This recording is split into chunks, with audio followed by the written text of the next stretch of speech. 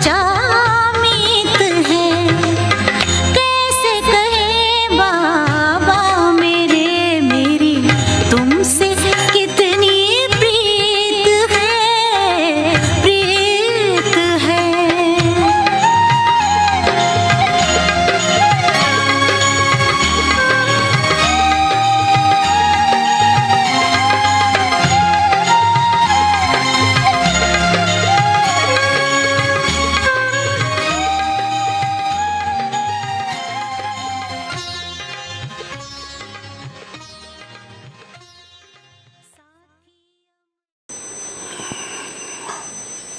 ओम शांति।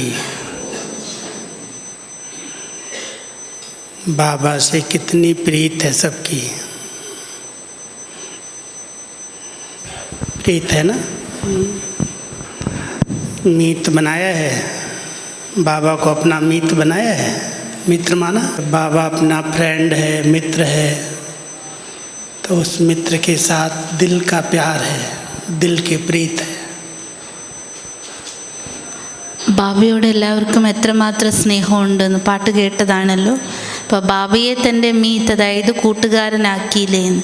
അപ്പോൾ ബാബയോട് കൂട്ടുകാരൻ എന്നുള്ള സംബന്ധം ഉണ്ടെങ്കിൽ തീർച്ചയായിട്ടും അവിടെ ഹൃദയത്തിൻ്റെ ആഴത്തിൽ നിന്ന് സ്നേഹമുണ്ടാകും. और जिससे वही पढ़ा रहा है और वही श्रेष्ठ मत दे रहा है। ബാബ തന്നെയാണ് പഠിപ്പിക്കുന്നതും ശ്രേഷ്ഠ മതം നൽകുന്നതും ബാബ തന്നെ. मेरा तो एक बाबा दूसरा न कोई। എൻ്റേതായി ഒരു ബാബ, രണ്ടാമതായി മറ്റാരുമില്ല. तो सबने बाबा को ऐसे अपना मित्र बनाया है जो बाबा के सिवाय और कोई नहीं है संसार में। ബാബയല്ലാതെ എൻ്റെ കൂട്ടുകെട്ടിൽ മറ്റാരുമില്ല, ബാബ മാത്രമാണ് എൻ്റെ ലോകം. അങ്ങനെയുള്ളൊരു കൂട്ടുകാരനാണോ ആക്കിയിരിക്കുന്നത്? കൈയുയർത്ത്. बना दिया। अच्छा, वाह। तो बाबा ने अपने बच्चों के लिए रुद्र ज्ञान यज्ञ की स्थापना की। ബാബ തൻ്റെ മക്കൾക്ക് വേണ്ടിയിട്ടാണ് ഈ രുദ്രജ്ഞാന യജ്ഞം സ്ഥാപിച്ചത് തന്നെ. इस यज्ञ का पूरा नाम क्या है? യജ്ഞത്തിൻ്റെ പൂർണ്ണ നാമം എന്താണ്? പറയും. एक बोले तो सुनेगा। ആരെങ്കിലും ഒരാൾ കേൾപ്പിക്കുക. राजस्व, अश्वमेध, अविनाशी, रुद्र, गीता, ज्ञान यज्ञ। इसका अर्थ समझते हैं ना। राजस्व माना स्वराज्य के लिए, अश्वमेध शरीर को, अश्व ये शरीर है, अश्व इसको स्वाहा किया।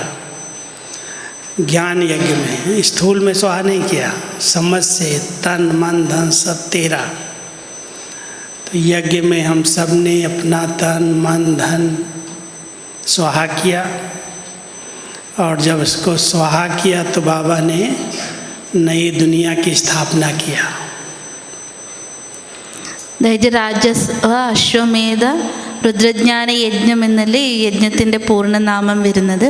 അപ്പോൾ രാജസ്വ എന്ന് പറയുമ്പോൾ തന്നെ രാജ്യാധികാരത്തിന് വേണ്ടിയിട്ട് തൻ്റെ മുഴുവൻ ഈ ദേഹത്തെ മാത്രമല്ല, മുഴുവൻ ശരീരം, മനസ്സ്, ധനം എല്ലാത്തെയും നമ്മളതിന് സ്വാഹ ചെയ്തു. അപ്പം അതുകൊണ്ടാണ് ജ്ഞാനം വെറുതെ എന്തോ തോന്നലിലൂടെ ചെയ്തതല്ല, അറിവിലൂടെയാണ്, ജ്ഞാനത്തിൻ്റെ നേട്ടത്തിലൂടെയാണ് നമ്മളെല്ലാം നമ്മുടേത് സമർപ്പിച്ചത്.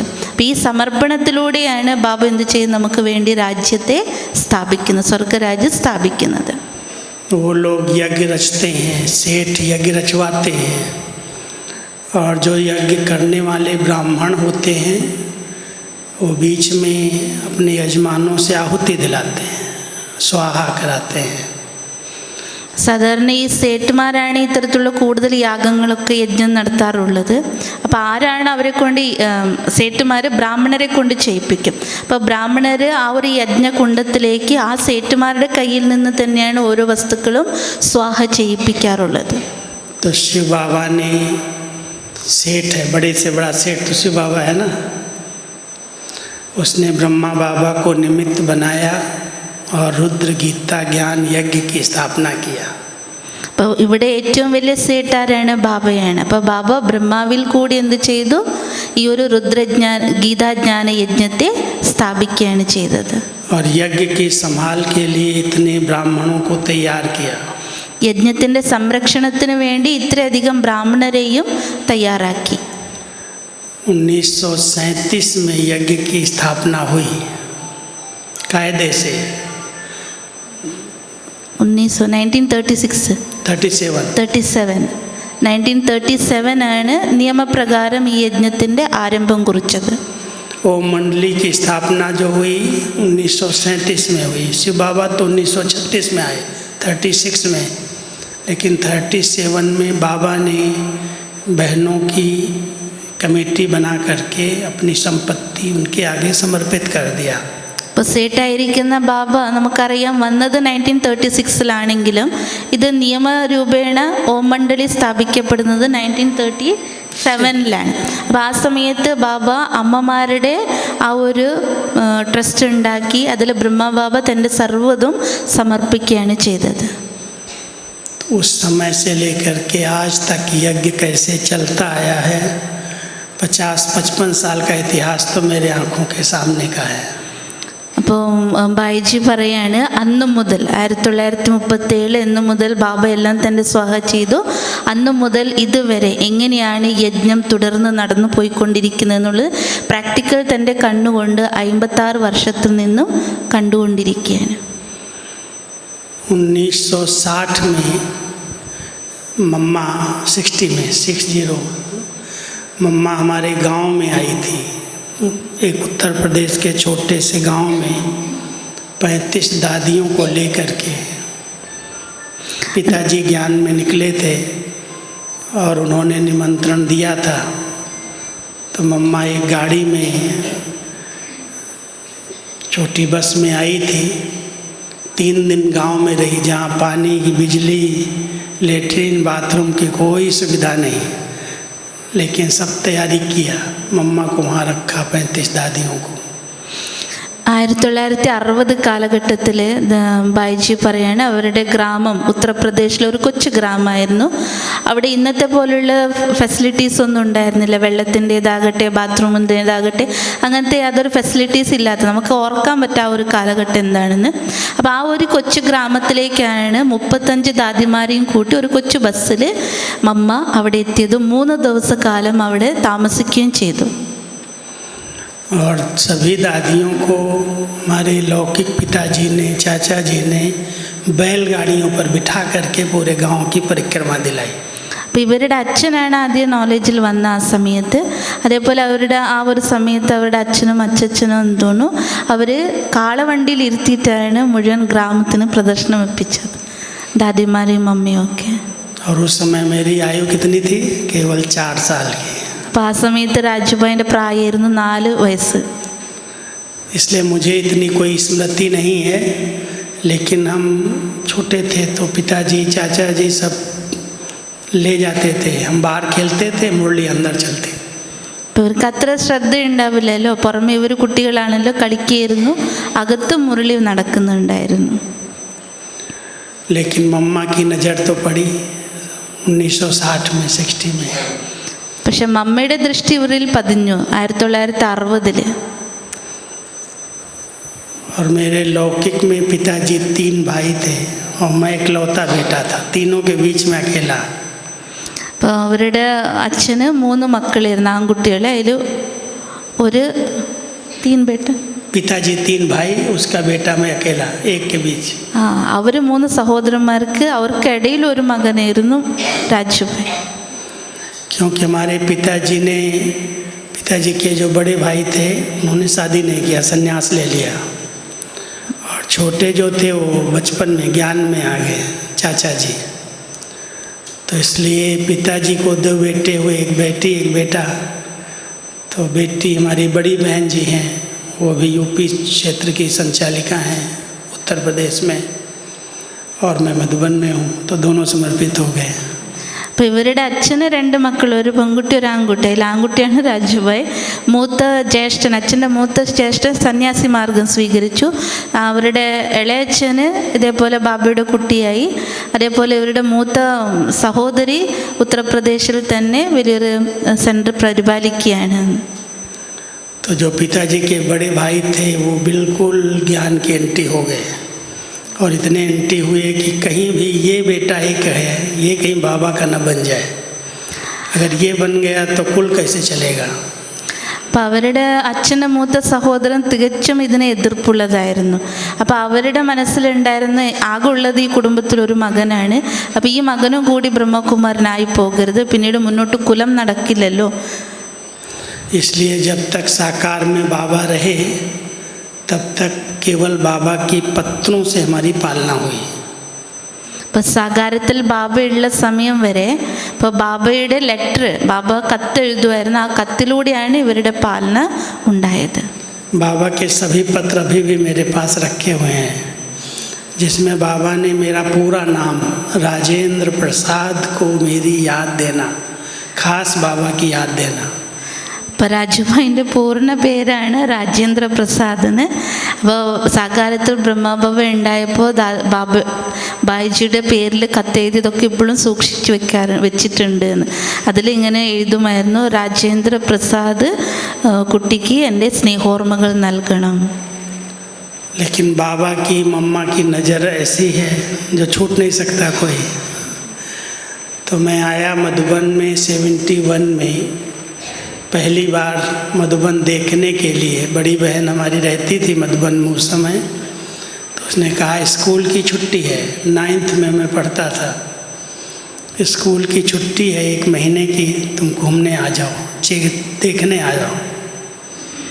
അപ്പോൾ മമ്മയുടെ ദൃഷ്ടി പതിഞ്ഞ പിന്നെ അതിൽ നിന്നും ആർക്കൊരു മുക്തി ഉണ്ടാവില്ലല്ലോ, ബാബയുടെ മമ്മയുടെ. അങ്ങനെ 1971 ഇവർക്ക് ക്ഷണം കിട്ടി മധുബനത്തിലേക്ക് വരാൻ വേണ്ടിയിട്ട്. ഒന്ന് ചുറ്റിക്കറങ്ങി പോകാമല്ലോ എന്ന് പറഞ്ഞിട്ടുള്ളൊരു ക്ഷണമായിരുന്നു. കാരണം 9ാം ക്ലാസ് പഠിക്കുന്ന കുട്ടിയായിരുന്നു. അപ്പോൾ 9ാം ക്ലാസ് കഴിഞ്ഞ് പരീക്ഷ കഴിഞ്ഞിട്ടുള്ള ആ ഒരു വെക്കേഷൻ ടൈമിലായിരുന്നു ക്ഷണം വന്നത്. तो हमने दादाजी को, जो हमारे पिताजी के बड़े भाई थे, उनसे कहा कि स्कूल की छुट्टी है और मैं 1 मास के लिए घूमने जाता हूँ माउंट आबू. बोले चले जाओ, घूम के आओ. അപ്പോൾ ഇവരുടെ മൂത്തച്ഛന് അത്ര എതിർപ്പുള്ളതായിരുന്നല്ലോ, വീട്ടിൽ നിന്ന് എവിടെയും ഇതിലേക്ക് പോകരുതെന്ന് പറഞ്ഞൊരു പറഞ്ഞാൽ ഒരു ബന്ധനമായിരുന്നു. അപ്പോൾ ചേട്ടനോട് ചോദിച്ചു, വല്യച്ഛനോട് ചോദിച്ചു, എനിക്കിപ്പോൾ ഏതായാലും വെക്കേഷനല്ലേ, ഞാനൊന്ന് ചുറ്റിക്കറങ്ങാൻ പോയിട്ട് ടൂർ പോകട്ടെ. അപ്പോൾ എവിടെ മൗണ്ട് ആബൂല, ടൂറാണെങ്കിൽ പോയിക്കോ എന്ന് പറഞ്ഞ് പെർമിഷൻ കൊടുത്തു. और 1 महीना जो मैं मधुबन में रहा, सभी दादियों का प्यार मिला, पालना मिली, टोलियाँ मिली, खूब प्यार खातरी हुई. तो ऐसा लगा कि यही मेरा अपना घर है, अभी वापस नहीं जाना. അപ്പോൾ ഈ 9ാം ക്ലാസ്സിൽ പഠിക്കുന്ന ആ കുട്ടി 10-15 വയസ്സുള്ള ആ പ്രായത്തിൽ വീട്ടിൽ നിന്ന് ചുറ്റി കിട്ടിയപ്പോൾ മൗണ്ട് ആബൂലേക്ക് വന്നു. 1 മാസത്തിൻ്റെ ലീവിൽ മുഴുവനും മധുബനത്തിലായിരുന്നു. അപ്പോൾ മധുബനത്തിലായിരുന്നപ്പോൾ വലിയ വലിയ ദാദിമാരുടെ പാലന, അവരുടെ സ്നേഹം, അതുമാത്രമല്ല ബാബയുടെ ടോലി, ഇതൊക്കെ കഴിച്ച് ആ ഒരു സന്തോഷത്തിൻ്റെ പാലനയിൽ, സ്നേഹത്തിൻ്റെ പാലനയിൽ മതിമറന്നിരിക്കുമ്പോൾ മനസ്സിൽ തോന്നി, ഇതാണ് എൻ്റെ യഥാർത്ഥ വീട്, ഇതാണ് എൻ്റെ യഥാർത്ഥ കുടുംബം, ഇനി ഒരു തിരിച്ചു പോക്കില്ല. और बाबा के अव्यक्त होने के बाद दीदी और दादी, दीदी का नाम तो सुना है, दीदी मनमोहिनी और दादी प्रकाशमणि की जोड़ी, इन्होंने यज्ञ को कैसे आगे बढ़ाया, वहाँ से कहानी मैं शुरू करूँगा. അതായത് ആ ഒരു സമയത്ത് ബാബ അവ്യക്തമായതിനു ശേഷം, ബ്രഹ്മബാബ അവ്യക്തമായതിനു ശേഷം നമുക്കറിയാം മൻമോഹിനി ദീദിയുടെയും ദാദി പ്രകാശ്മണിജിയുടെയും ജോഡിയുടെ ആധാരത്തിലാണ് മുന്നോട്ട് യജ്ഞം പോയത്. അപ്പോൾ അതിൻ്റെ കഥ, തുടക്കം മുതലുള്ള കഥ ഞാൻ കേൾപ്പിക്കാം. तो दीदी की परखने की शक्ति बहुत तेज थी. पिताव्रता और पतिव्रता किसको कहा जाता है, वो दीदी की जीवन थी.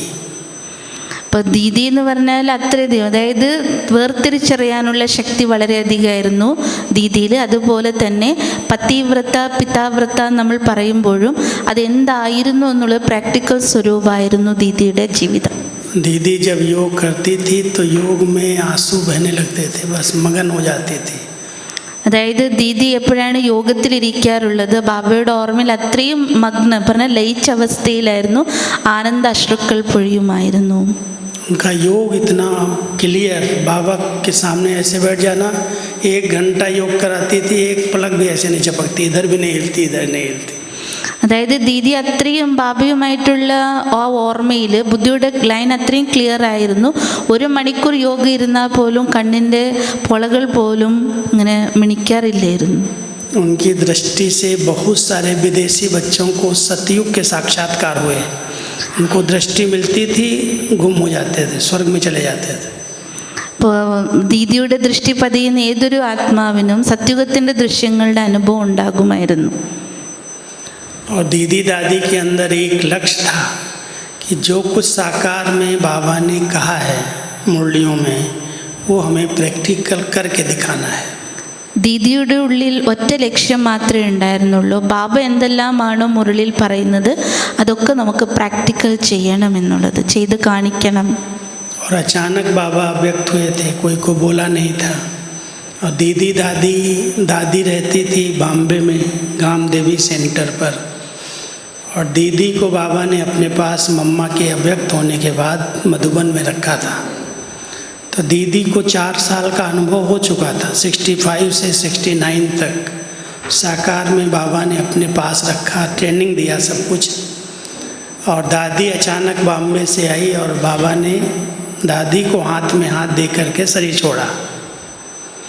അതായത് 1965 എപ്പോഴാണ് മമ്മ ദേഹം വിട്ടത്, അവ്യക്തായത്, ആ സമയത്ത് തന്നെ ബാബ ദീദിയെ മധുബനത്തിലേക്ക് വിളിച്ചിരുന്നു. അതുകൊണ്ട് 4 വർഷത്തോളം ബാബയുടെ പാലനയും ബാബ ട്രെയിനിങ്ങും ഒക്കെ കൊടുത്ത് തയ്യാറാക്കിയിരുന്നു. പക്ഷെ എപ്പോഴാണ് ബ്രഹ്മബാബ അവ്യക്തമായ സമയം, അപ്പോഴും ബാബ തന്നെ പ്രകാശ് മണി ദാദി അപ്പോൾ ബോംബെയിലായിരുന്നു, വിളിച്ചു വരുത്താണ് ചെയ്തത് ബാബ ആ സമയത്ത്. എന്നിട്ട് ശരീരം ഉപേക്ഷിക്കുന്ന സമയത്ത് നമുക്ക് എല്ലാവർക്കും ഹിസ്റ്ററി അറിയാം. ബാബ ദാദിയുടെ കൈ ബാബയുടെ കയ്യിൽ ചേർത്ത് പിടിച്ചിട്ടാണ് തൻ്റെ എല്ലാം വിൽ ചെയ്തു കൊടുത്തിട്ട് വിട്ടത്. 21 जनवरी को जब संस्कार बाबा का कर दिया गया, उसके बाद गुलजार दादी बाबा को भोग लगाने के लिए बैठी और बाप दादा की पधरावनी पहली बार 21 जनवरी 69 को हुई. അപ്പം ആദ്യത്തെ അവ്യക്ത മിലനത്തിൻ്റെ തുടക്കത്തെക്കുറിച്ചാണ് പറയുന്നത്. 1969 18 ജനുവരിയിലാണ് ബ്രഹ്മബാബ ദേഹം വിട്ടതെങ്കിലും 21-നായിരുന്നു അതിൻ്റെ പൂർണ്ണ ചടങ്ങ് പൂർത്തീകരിച്ചത്. 21-ാം തീയതിയാണ് ബാബയ്ക്ക് വേണ്ടി ഭോഗ് വയ്ക്കുമ്പോൾ ഗുൽജാർ ദാദിയാണ് ഭോഗ് സമർപ്പിച്ചത്. ആ ഒരു സമയത്താണ് നിരാകാര ബാബ പ്രവേശിച്ചത്. और बाबा ने, वैसे बाबा के सामने सभी दादियाँ बैठी थी, भाई बैठे थे, सब थे, पूरा क्लास था. लेकिन दीदी और दादी को आगे बुलाया और बाबा ने उनके ऊपर चांदी का कलश रखा सिर पर और कहा, बच्ची अभी तुम्हें बाबा की जो भी रही हुई सेवाएं हैं पूरा करना है. അപ്പം അന്ന് അതായത് ഗുൽജാർ ദാദിയുടെ ശരീരത്തിൽ ബാബ് ദാദ വന്നപ്പോൾ ബാബ ആ സമയത്ത് എല്ലാവരും ഉണ്ടായിരുന്നു. എല്ലാ ദാദിമാരും മഹാരഥികളായിരിക്കുന്ന സഹോദരന്മാരെല്ലാവരും ഉണ്ടായിരിക്കെ അതിൻ്റെ ഇടയിൽ നിന്നും മൻമോഹിനി ദീദിയെയും പ്രകാശ് മണി ദാദിയെയും ചേർത്ത് വിളിച്ച് അവരുടെ തലയിൽ സിൽവറിന് കൊണ്ടുള്ള കലശം വെച്ച് കൊടുത്തു. ഇനി മുന്നോട്ടുള്ള ഈ യജ്ഞത്തിൻ്റെ എല്ലാ കാര്യങ്ങളും നിങ്ങൾ തന്നെ പൂർത്തീകരിക്കണമെന്ന് അവർക്ക് വരം കൊടുക്കുകയും ചെയ്തു. अब दीदी और दादी के संस्कारों में, दीदी और दादी की पालना में बहुत बड़ा अंतर था. लेकिन दोनों ने अपने संस्कारों को ऐसा मिलाया जो कहते थे शरीर 2 हैं, आत्मा 1 है. അപ്പോൾ ആ ഒരു സമയത്ത് ദീദിയുടെ പാലനയുടെ രീതിയെ വേറെയായിരുന്നു, പ്രകാശ് മണി ദാദിയുടെ പാലനയെ വേറെയായിരുന്നു. ഇനി സംസ്കാരത്തെക്കുറിച്ച് നമുക്കറിയാമോ, എല്ലാവരും ഒരുപോലെ ആയിരിക്കില്ല. എന്നിരുന്നാൽ പോലും ബാബ എപ്പോഴാണ് ഇവർക്ക് ഈ ചുമതല നൽകിയത്, ആ ഒരു സമയത്ത് തന്നെ അവരുടെ സംസ്കാരം ചേർത്ത് അവർ കൊണ്ടുപോകുമായിരുന്നു. അതായത് അവർ കാണുമ്പോൾ മറ്റുള്ളവർക്ക് അനുഭവപ്പെടുമായിരുന്നു, ഇവർ കാണുമ്പോൾ 2 ശരീരമാണെങ്കിലും ഒരു ആത്മാവാണ് എന്നുള്ളത്. दीदी लौकिक में बहुत बड़े घर की थी. जिनके भाई का बॉम्बे में हॉस्पिटल है, जस्ट लोक हॉस्पिटल. तो दीदी का परिवार बहुत धनाढ़ परिवार था, पैसे वाला था. और दीदी की शादी हो गई थी, लौकिक छोड़ के आई, माँ और बहन को लेकर के समर्पित हुई. और दादी तो बड़ी फ्राक दिल थी, दादी कुमारी थी. और बचपन से ही उनके पिता ने भविष्य बता दिया था कि ये तो ब्रह्मचारिणी है, इसको तो शादी करनी नहीं है. उसके पिता ज्योतिषी थे, दादी प्रकाश मणि के. तो उन्होंने बोल दिया था ये तो हमारी नहीं है, ये तो भगवान की है. तो दादी शुरू से ही बहुत बड़े दिल से कुमारी और एकदम निश्चिंत निर्भय शेरनी जैसी. बाबा कहते थे सेकंड मुन्नी मम्मा है. അതായത് ദീദിയുടെയും പ്രകാശ്മണി ദാദിയുടെയും ജീവിതത്തിൻ്റെ ഒരു ഹിസ്റ്ററി നിൽക്കുമ്പോൾ തന്നെ വളരെയധികം വ്യത്യാസം ഉണ്ടായിരുന്നു. ദീദി എന്ന് പറയുന്ന വലിയൊരു ധനാഢ്യ കുടുംബത്തിലെ വ്യക്തിയായിരുന്നു. അവരുടെ ഇപ്പോഴും തന്നെ ബോംബെയിൽ അവരുടെ സഹോദരന് ജസ്റ്റ് ലോക്ക് ആശുപത്രി നടത്തുന്നുണ്ട്. അപ്പോൾ വലിയൊരു ധനാഢ്യ കുടുംബത്തിലെ ആ വ്യക്തിയായിരുന്നു ദീദി ഉണ്ടായിരുന്നത്. അപ്പോൾ വിവാഹിതയും കൂടിയായിരുന്നു. പക്ഷേ ജ്ഞാനം കിട്ടിയതോടെ തന്നെ അമ്മയെയും സഹോദരിയെയും കൂട്ടി അവർ പൂർണ്ണമായിട്ട് സമർപ്പണമായി. അതേസമയത്ത് നമ്മുടെ പ്രകാശ്മണി ദാദി എന്ന് പറഞ്ഞാൽ വളരെ വിശാല മനസ്സുള്ള ദാദിയായിരുന്നു. കുട്ടിക്കാലത്ത് തന്നെ അച്ഛൻ ജ്യോതിഷനായതുകൊണ്ട് പ്രവചിച്ചിരിക്കുന്ന ഒരു കാര്യം, ഇവൾ ബ്രഹ്മചാരിണിയാണ്, നമുക്കുള്ള കുട്ടിയല്ല, ഇവർ പൂർണ്ണമായിട്ട് ഈശ്വരൻ്റെ കുട്ടിയാണെന്നുള്ളത് അവർക്ക് ബോധ്യപ്പെട്ടിരുന്നു. അതേപോലെ തന്നെ കുട്ടിക്കാലത്തെ പ്രകാശ്മണി ദാദി വളരെയധികം നിശ്ചയദാർഢ്യവും നിർഭയത്വവും നിറഞ്ഞ ഒരു സിംഹിണിയുടെ പോലെയായിരുന്നു. അപ്പോൾ ബാബ പറയായിരുന്നു പോലെ ഇത് കുട്ടിമമ്മയാണ്. और दीदी स्कूल नहीं पढ़ी थी, स्कूल गई नहीं थी कभी, साइन भी नहीं करती थी हिंदी में, सिंधी थोड़ा बहुत सीखा था तो सिंधी में साइन करते. बाबा ने पढ़ाने की कोशिश किया, पढ़ी नहीं. बाबा की पढ़ाई पढ़ूंगी, दूसरी नहीं पढ़ाना. അപ്പോൾ ദീദിക്ക് ലൗകിക വിദ്യാഭ്യാസമൊന്നും ഒട്ടും ഉണ്ടായിരുന്നില്ല. സൈന് ഹിന്ദിയിൽ പോലും ചെയ്യാനറിയില്ല. എങ്ങനെയൊക്കെ കുറച്ചൊക്കെ സിന്ധി പഠിച്ചിരുന്നു എന്ന്. അപ്പോൾ ബാബ ആ സമയത്ത് സാകാരത്തിൽ ബാബ എത്ര തന്നെ പഠിത്തം മുന്നോട്ട് കൊണ്ടുപോകാൻ ശ്രമിച്ചു, എഴുത്തും വായനയും പഠിപ്പിക്കാൻ. പക്ഷെ പറഞ്ഞു പോലും എനിക്ക് ബാബയുടെ പഠിപ്പ് പഠിച്ചാൽ മതി, എനിക്ക് വേറൊരു പഠിപ്പും വേണ്ട. इसलिए दीदी कभी मूल्य नहीं सुनाती थी पढ़ करके. और दादी बहुत पढ़ी लिखी भी थी, बहुत अच्छा भाषण करने वाली, क्लास कराने वाली, मुरली सुनाने वाली. दीदी और दादी में इतना अंतर था. അപ്പം നമുക്ക് ആ ഒരു വ്യത്യാസം കാണപ്പെട്ടിരുന്നു. അതായത് അതുകൊണ്ട് വായിക്കാൻ അറിയാത്തത് കൊണ്ട് തന്നെ ദീദി മൻമോഹിനി ഒരിക്കലും ക്ലാസ് എടുക്കാറില്ല, പറഞ്ഞാൽ മുരളി വായിക്കാറില്ലായിരുന്നു. അതേസമയത്ത് പ്രകാശ്മണി ദാദി നല്ല വിദ്യാഭ്യാസം ഉണ്ടായിരുന്നു, പ്രഭാഷണം നടത്താനുള്ള കഴിവുണ്ടായിരുന്നു, എല്ലാ കഴിവും പ്രകാശ്മണി ദാദിയിലുണ്ടായിരുന്നു. അപ്പം അത്രയധികം വ്യത്യാസം രണ്ടുപേരിലും നമുക്ക് കാണാമായിരുന്നു. बाबा जो कहते हैं ना, रूप बसंत की जोड़ी, रूप और बसंत ये दो भाई थे. रूप जो बोलता नहीं था और बसंत जो बहुत बोलने वाला ज्ञानी था, तो राजकुमार थे. तो बाबा कहते हैं दीदी को रूप और दादी को बसंत, ये रूप बसंत की जोड़ी बनी. അപ്പം നമ്മൾ കഥയിലെപ്പോഴും കേട്ടതാണ്, ബാബ എപ്പോഴും ഉദാഹരണം പറയാറുണ്ട്, നിങ്ങൾ കുട്ടികൾ റൂപ്പ് ബസന്താണ്. അപ്പോൾ അതൊരു രാജകുമാരന്മാരുടെ കഥയാണ്. റൂപ്പും ബസന്ത് എന്ന് പറഞ്ഞ രണ്ട് രാജകുമാരന്മാർ. ഒരാൾക്ക് സംസാരശേഷിയില്ല, എന്നാൽ ഒരാൾ ജ്ഞാനി, വളരെയധികം വാചാലകനായിരുന്നു. അതുകൊണ്ട് ബാബ എപ്പോഴും യജ്ഞത്തിൻ്റെ റൂപ്പ് ബസന്തായിട്ട് കണ്ടിരുന്നത് ദീദിയെയും പ്രകാശ്മണി ദാദിയെയും. तो दीदी की सेवा थी दृष्टि से और बहुत अच्छी पालना से, और दादी की सेवा थी वाणी से, ज्ञान देने की. അപ്പോൾ യജ്ഞത്തിൽ ഈ രണ്ടുപേരുടെ ജോഡിയാണ് യജ്ഞത്തെ ഇത്രയും മുന്നോട്ട് ഉയർത്തിയത്. അപ്പോൾ ദീദിയുടെ എന്താണ് സേവ? ദീദി ദൃഷ്ടിയിലൂടെയും നല്ല പാലനയിലൂടെയാണ് യജ്ഞത്തിൻ്റെ സംരക്ഷണം, അത് സേവനം ചെയ്ത്. അതേസമയത്ത് പ്രകാശ്മണി ദാദി തൻ്റെ വചനത്തിലൂടെ, വാണിയിലൂടെയാണ് സേവനം ചെയ്തത്. दीदी की नियम मर्यादाओं में बहुत पकड़ थी. कोई भी एक भी नियम और मर्यादा के बिना यज्ञ में नहीं रह सकता. ദീദി എന്ന് പറഞ്ഞാൽ ബാബയുടെ നിയമമര്യാദത്തിൽ വളരെയധികം ഉറച്ചിരുന്നു, അത്രയും സ്ട്രോങ് ആയിരുന്നു. യജ്ഞത്തിൽ ഒരാളെ പോലും അത്തരത്തിൽ എളുപ്പത്തിൽ അങ്ങനെ വിട്ടിരുന്നില്ല. നിയമം പാലിക്കാതെ, മര്യാദയില്ലാതെ ഒന്നും ഒരിക്കലും അവരെ വിടാറില്ല. और कहती थी किसी को कहना नहीं है, पहले करना है, फिर दूसरों से कराना है.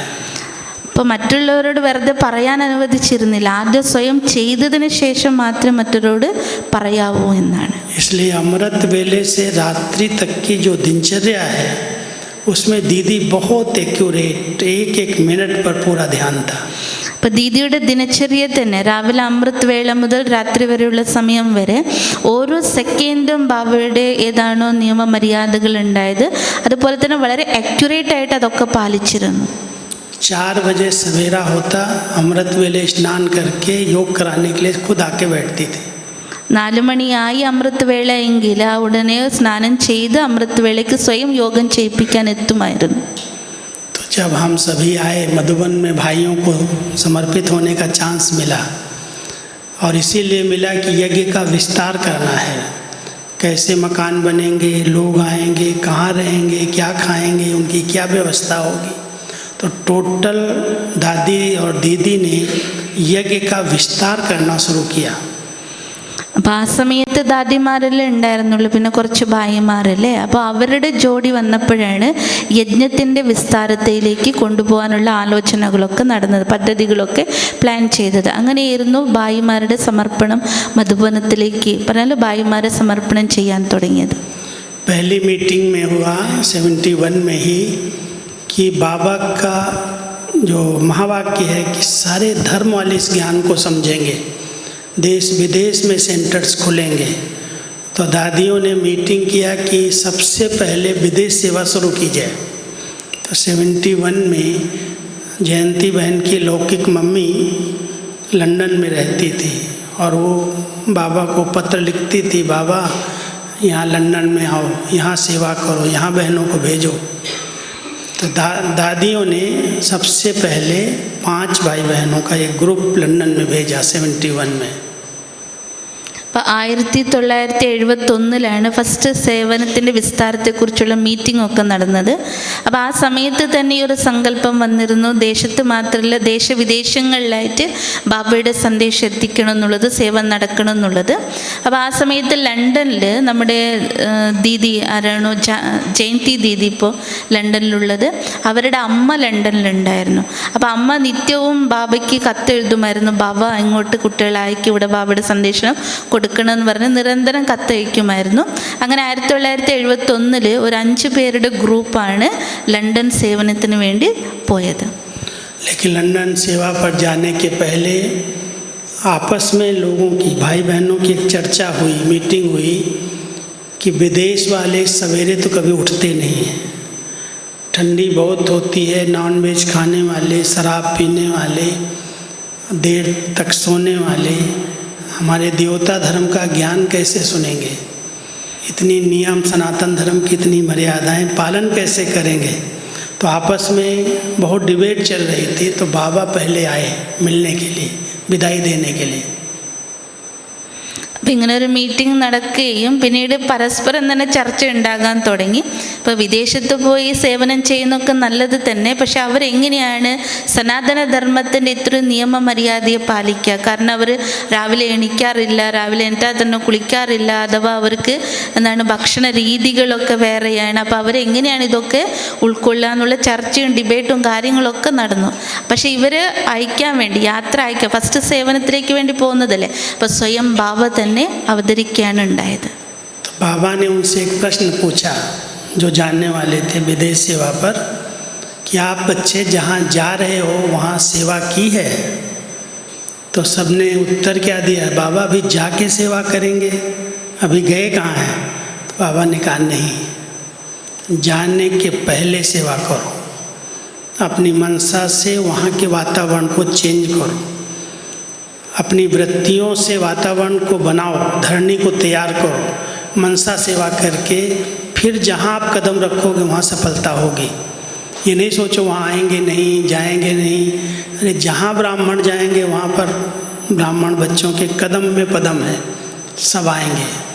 അപ്പം നമുക്കുള്ളൊരു ചോദ്യത്തിന് ഉത്തരം കിട്ടി. അതായത് ആ സമയത്ത് തന്നെ ബാബ വന്നല്ലോ, നമ്മളെപ്പോലെ ഇങ്ങനെ ചർച്ചയായിരിക്കും ചെയ്യുന്നുണ്ടോ, പറ്റുമോ പറ്റില്ലേ, നടക്കുമോ നടക്കില്ലേ എന്നുള്ളത്. അപ്പോൾ ബാബ വന്നപ്പോൾ തന്നെ കുട്ടികളോട് ചോദിച്ചു, ഇതിനു മുമ്പ് നിങ്ങൾ അവിടെ പോയി സേവ ചെയ്തിട്ടുണ്ടോ? കുട്ടികളെല്ലാം ഉത്തരം പറഞ്ഞ് പോവാനല്ലേ പോകുന്നത്, പോയിട്ടല്ലേ സേവ ചെയ്യേണ്ടത്. അപ്പോൾ ബാബയോട് പോയിട്ടല്ല സേവ ചെയ്യേണ്ടത്, അതിനു മുമ്പ് സേവ ചെയ്യണം. അപ്പോൾ എന്ത് സേവ ചെയ്യണം? ഏത് സ്ഥാനത്തേക്കാണോ പോകുന്നത് അവിടത്തേക്ക് നിങ്ങളുടെ മനസ്സിൻ്റെ ശുഭസങ്കല്പങ്ങളുടെ വൈബ്രേഷൻ കൊടുത്ത് അവിടുത്തെ ഭൂമിയെ നിങ്ങളെ, വാതാവരണത്തെ നിങ്ങൾ ആദ്യം പരിവർത്തനം ചെയ്യും, അതിനുശേഷം നിങ്ങൾ പോയി സേവ ചെയ്യും. कभी ये संकल्प नहीं करना कि यहाँ पर कोई सुनेगा या नहीं सुनेगा, यहाँ के लोग ठीक नहीं हैं, ऐसा खान पान है, ऐसा इनकी चलन व्यवहार है। बाबा कहता नेगेटिव नहीं देखना। बाबा के बच्चे जिस धरनी पर जाएंगे वहाँ पर कोई न कोई बाबा का लाल होगा और निकलेगा। അപ്പം അതുകൊണ്ട് ബാബ ആ സമയത്ത് അവർക്ക് കൊടുത്ത ഉപദേശം ഇതായിരുന്നു, അതായത് നിങ്ങൾ ആ സ്ഥാനത്തെക്കുറിച്ച് ഒരിക്കലും നെഗറ്റീവ് ചിന്തിക്കരുത്, അവിടുത്തെ ജനങ്ങളെക്കുറിച്ച് അത്തരത്തിൽ നിങ്ങൾ കാണരുത്.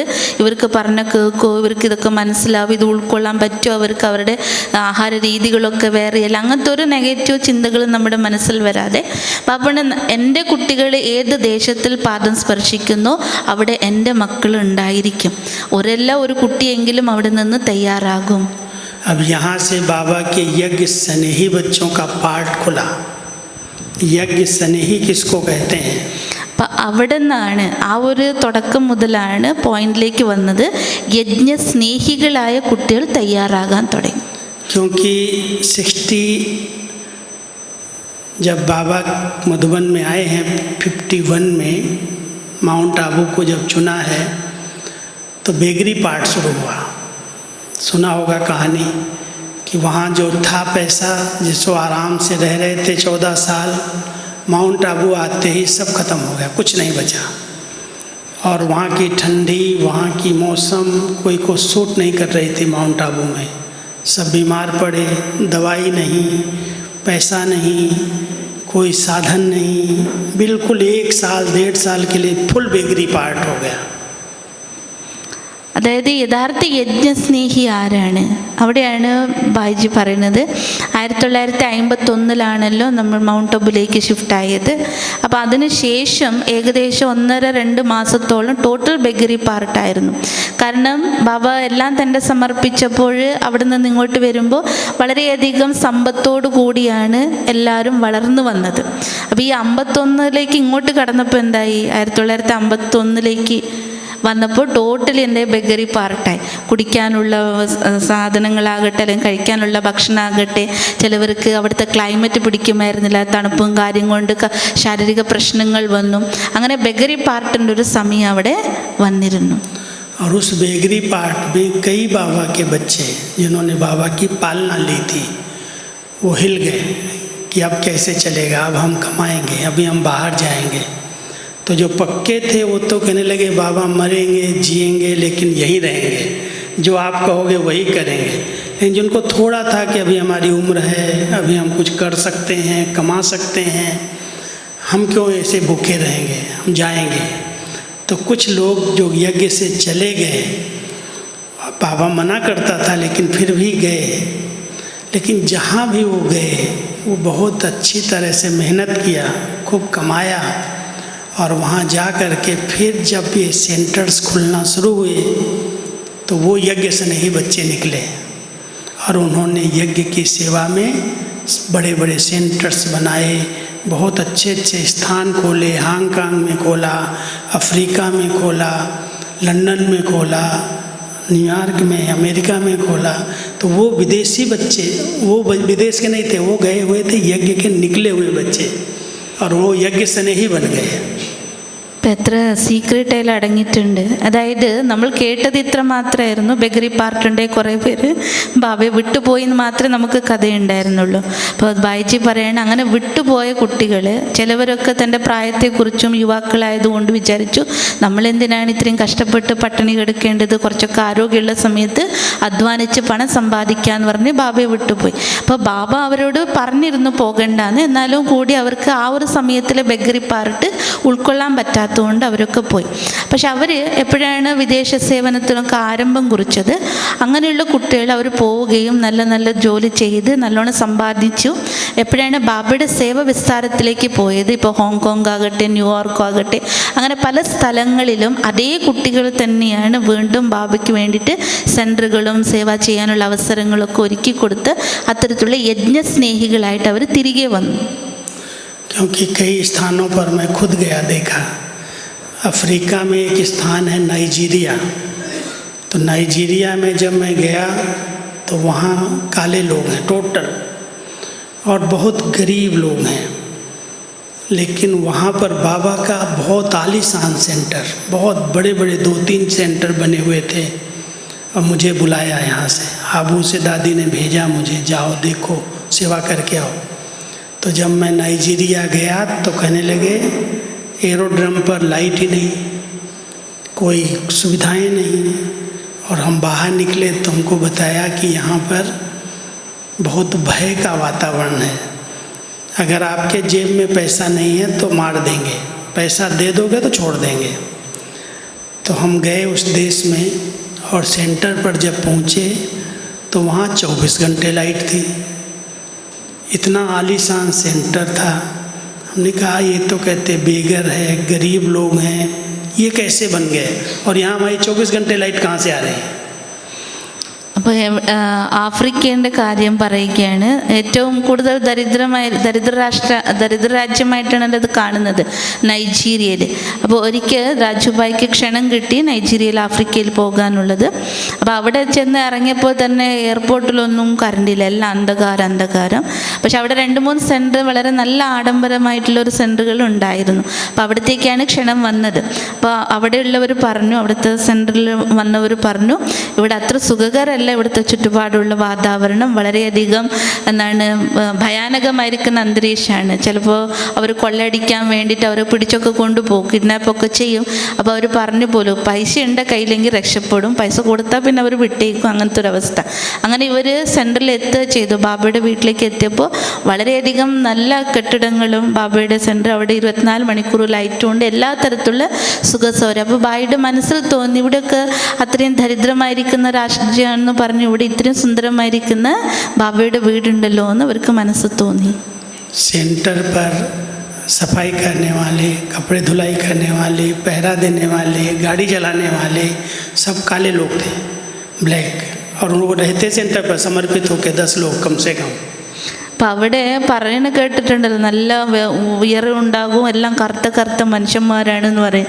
അപ്പോൾ ഈ കറുത്ത മനുഷ്യന്മാർ തന്നെയാണ് 10 പേര് സമർപ്പണമായിരിക്കുന്ന രീതിയിൽ അവിടെ ഡ്രൈവറായും പിന്നീട് ക്ലീനിങ് ചെയ്യുന്നവരായും അങ്ങനെ പല ഇതിലും സേവ ചെയ്യുന്നവരായിട്ട് മാറിയത്. तो वहाँ के बहनों से मैंने पूछा कि इतना गरीब देश और यहाँ लाइट नहीं है शहर में, आपके पास तो सब साधन है, सब सुविधाएं हैं, कहाँ से आई? तो बताया कि वो बच्चे उस समय के जो बाबा की यज्ञ से गए थे वो भी यहाँ करके खूब सेवा की है, खूब कमाया है, बहुत बड़ी फैक्ट्री लगाई है। कोई की फैक्ट्री प्लास्टिक की थी, कोई की बर्तनों की थी, बड़ी फैक्ट्रियाँ चल रही हैं, काम करने वाले दूसरे हैं। सिंधी लोगों ने तो वहाँ पर माला माल किया। तो मुझे ले गए फैक्ट्रियों में, मैंने देखा क्या आलीशान उनकी फैक्ट्रियाँ चल रही हैं, और वो सारा खर्चा सेंटर का बाबा के बच्चे चला रहे। 2 जनरेटर रखे थे, 12 घंटा एक बहन खर्चा लेती थी, 12 घंटे का एक बहन, 2 ही बहनें निमित्त थी जो पूरे यज्ञ को लाइट दे रही थी वहाँ के सेंटर को। सब प्रकार की व्यवस्थाएं की हुई थी। तो ये बाबा के स्नेही बच्चों ने इतनी मदद की. അപ്പം ആ സമയത്ത് യജ്ഞത്തിൽ നിന്ന് വിട്ടുപോയതെല്ലാം സിന്ധികളായിരുന്നല്ലോ ആ സമയത്ത് ബാബയുടേതെന്ന്. അപ്പോൾ അവരവിടെ പോയി അവരുടേതായിരിക്കുന്ന തൊഴിൽ അപ്പോൾ ആരംഭിക്കും. വലിയ ഫാക്ടറീസ്, നേരത്തെ പറഞ്ഞതുപോലെ ചിലർക്ക് പ്ലാസ്റ്റിക്കിൻ്റെ, ചിലർക്ക് പാത്രങ്ങൾ ഉണ്ടാക്കുന്നതിൻ്റെ, അങ്ങനത്തെ പല ഫാക്ടറീസ് അവിടെ ഉണ്ടാക്കും. അത്രയും കോടീശ്വരന്മാരായിട്ടുള്ള ബാബയുടെ കുട്ടികളായിരുന്നു. അപ്പോൾ അവർ തന്നെയാണ് അവിടുത്തെ ഈ 2 സെൻറ്ററും നടത്തിക്കൊണ്ടുപോയത്.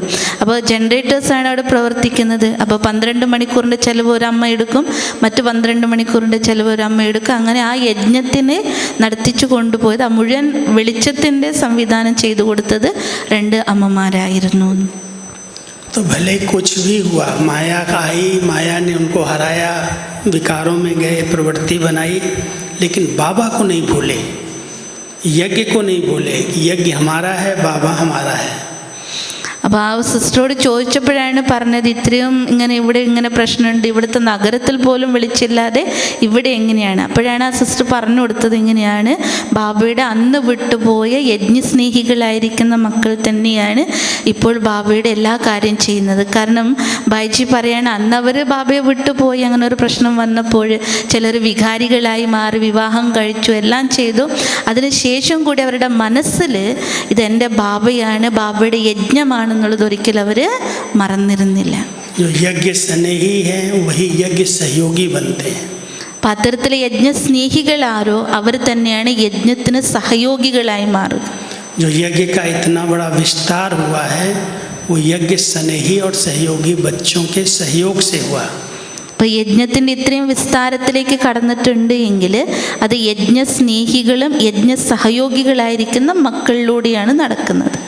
तो दीदी और दादी ने दोनों ने एक मत हो करके, एक ने कहा दूसरे ने माना.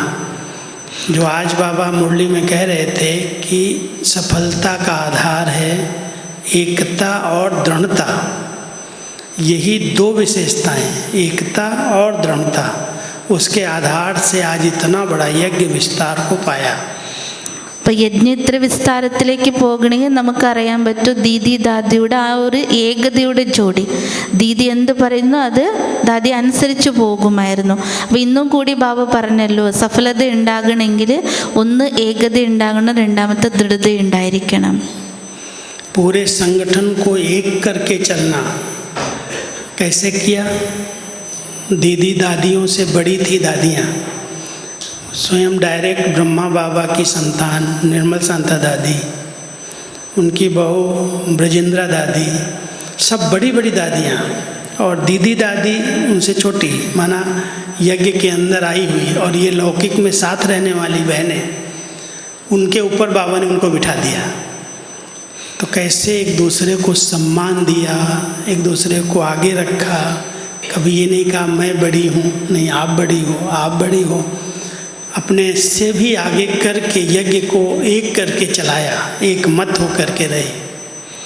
അപ്പം എങ്ങനെയാണ് ആ ഒരു സംഘടനയെ കൂട്ടിച്ചേർത്ത് കൊണ്ടുപോയത് എന്നുള്ളത് അപ്പോൾ നമുക്ക് ആ ഹിസ്റ്ററിയിൽ നോക്കുമ്പോൾ മനസ്സിലാക്കാൻ പറ്റും. ദീദി ദാദിയെയാണ് ചുമതലപ്പെടുത്തിയതെങ്കിലും അവരെക്കാളും മുതിർന്നവരും ബാബയുടെ മകളും ബാബയുടെ മരുമകളും ഉണ്ടായിരിക്കെ, അവരെക്കാളും മുതിർന്നവ ദാദിമാരിരിക്കെയാണ് ബാബ ഇവർ രണ്ടുപേരെ ചുമതലപ്പെടുത്തി. അവരിൽ ഏറ്റവും പ്രായം കുറഞ്ഞവരാണ് അവരെ ചുമതലപ്പെടുത്തുക. അപ്പോൾ അവരെങ്ങനെയായിരിക്കും ഇതൊക്കെ ഇവർ പറയുന്ന അവരനുസരിച്ച് നടന്നത്? കാരണം ആദ്യം തന്നെ ദാദിയും ദീദിയും ഒരുമിച്ചായിരുന്നു. കാരണം അവർ പറയുന്നത് രണ്ടുപേരും അനുസരിച്ച് കൊണ്ടുപോയത് കൊണ്ട് ബാക്കിയുള്ളവർ അതുപോലെ അതനുസരിച്ച് നടന്നു. അതുകൊണ്ട് ഈ വിസ്താരത്തിലേക്ക് വരാനുള്ള ഏക ആധാരവും കാരണവും അത് തന്നെ.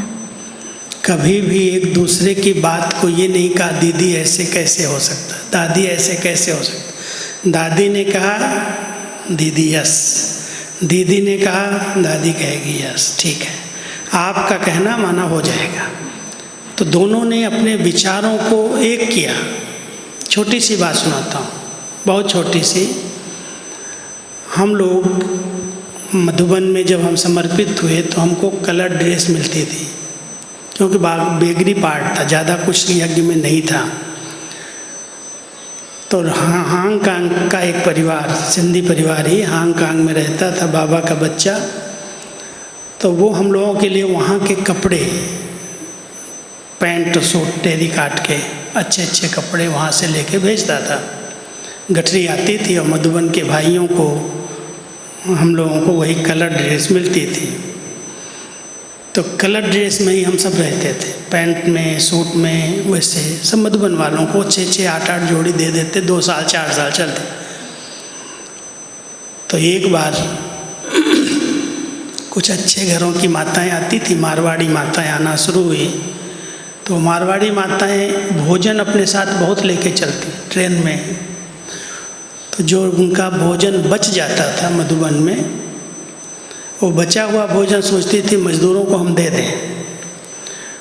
तो वो कहीं मज़दूर कौन है, मज़दूर तो घर में थे ही नहीं, लेकिन वो जो रंगीन ड्रेस में भाई लोग काम करते थे, कारपेंटर, जो कारपेंटर थे, उनके पास वो भोजन एक बार भेज दिया कि आप लोग भोजन खा लेना, बचा हुआ भोजन.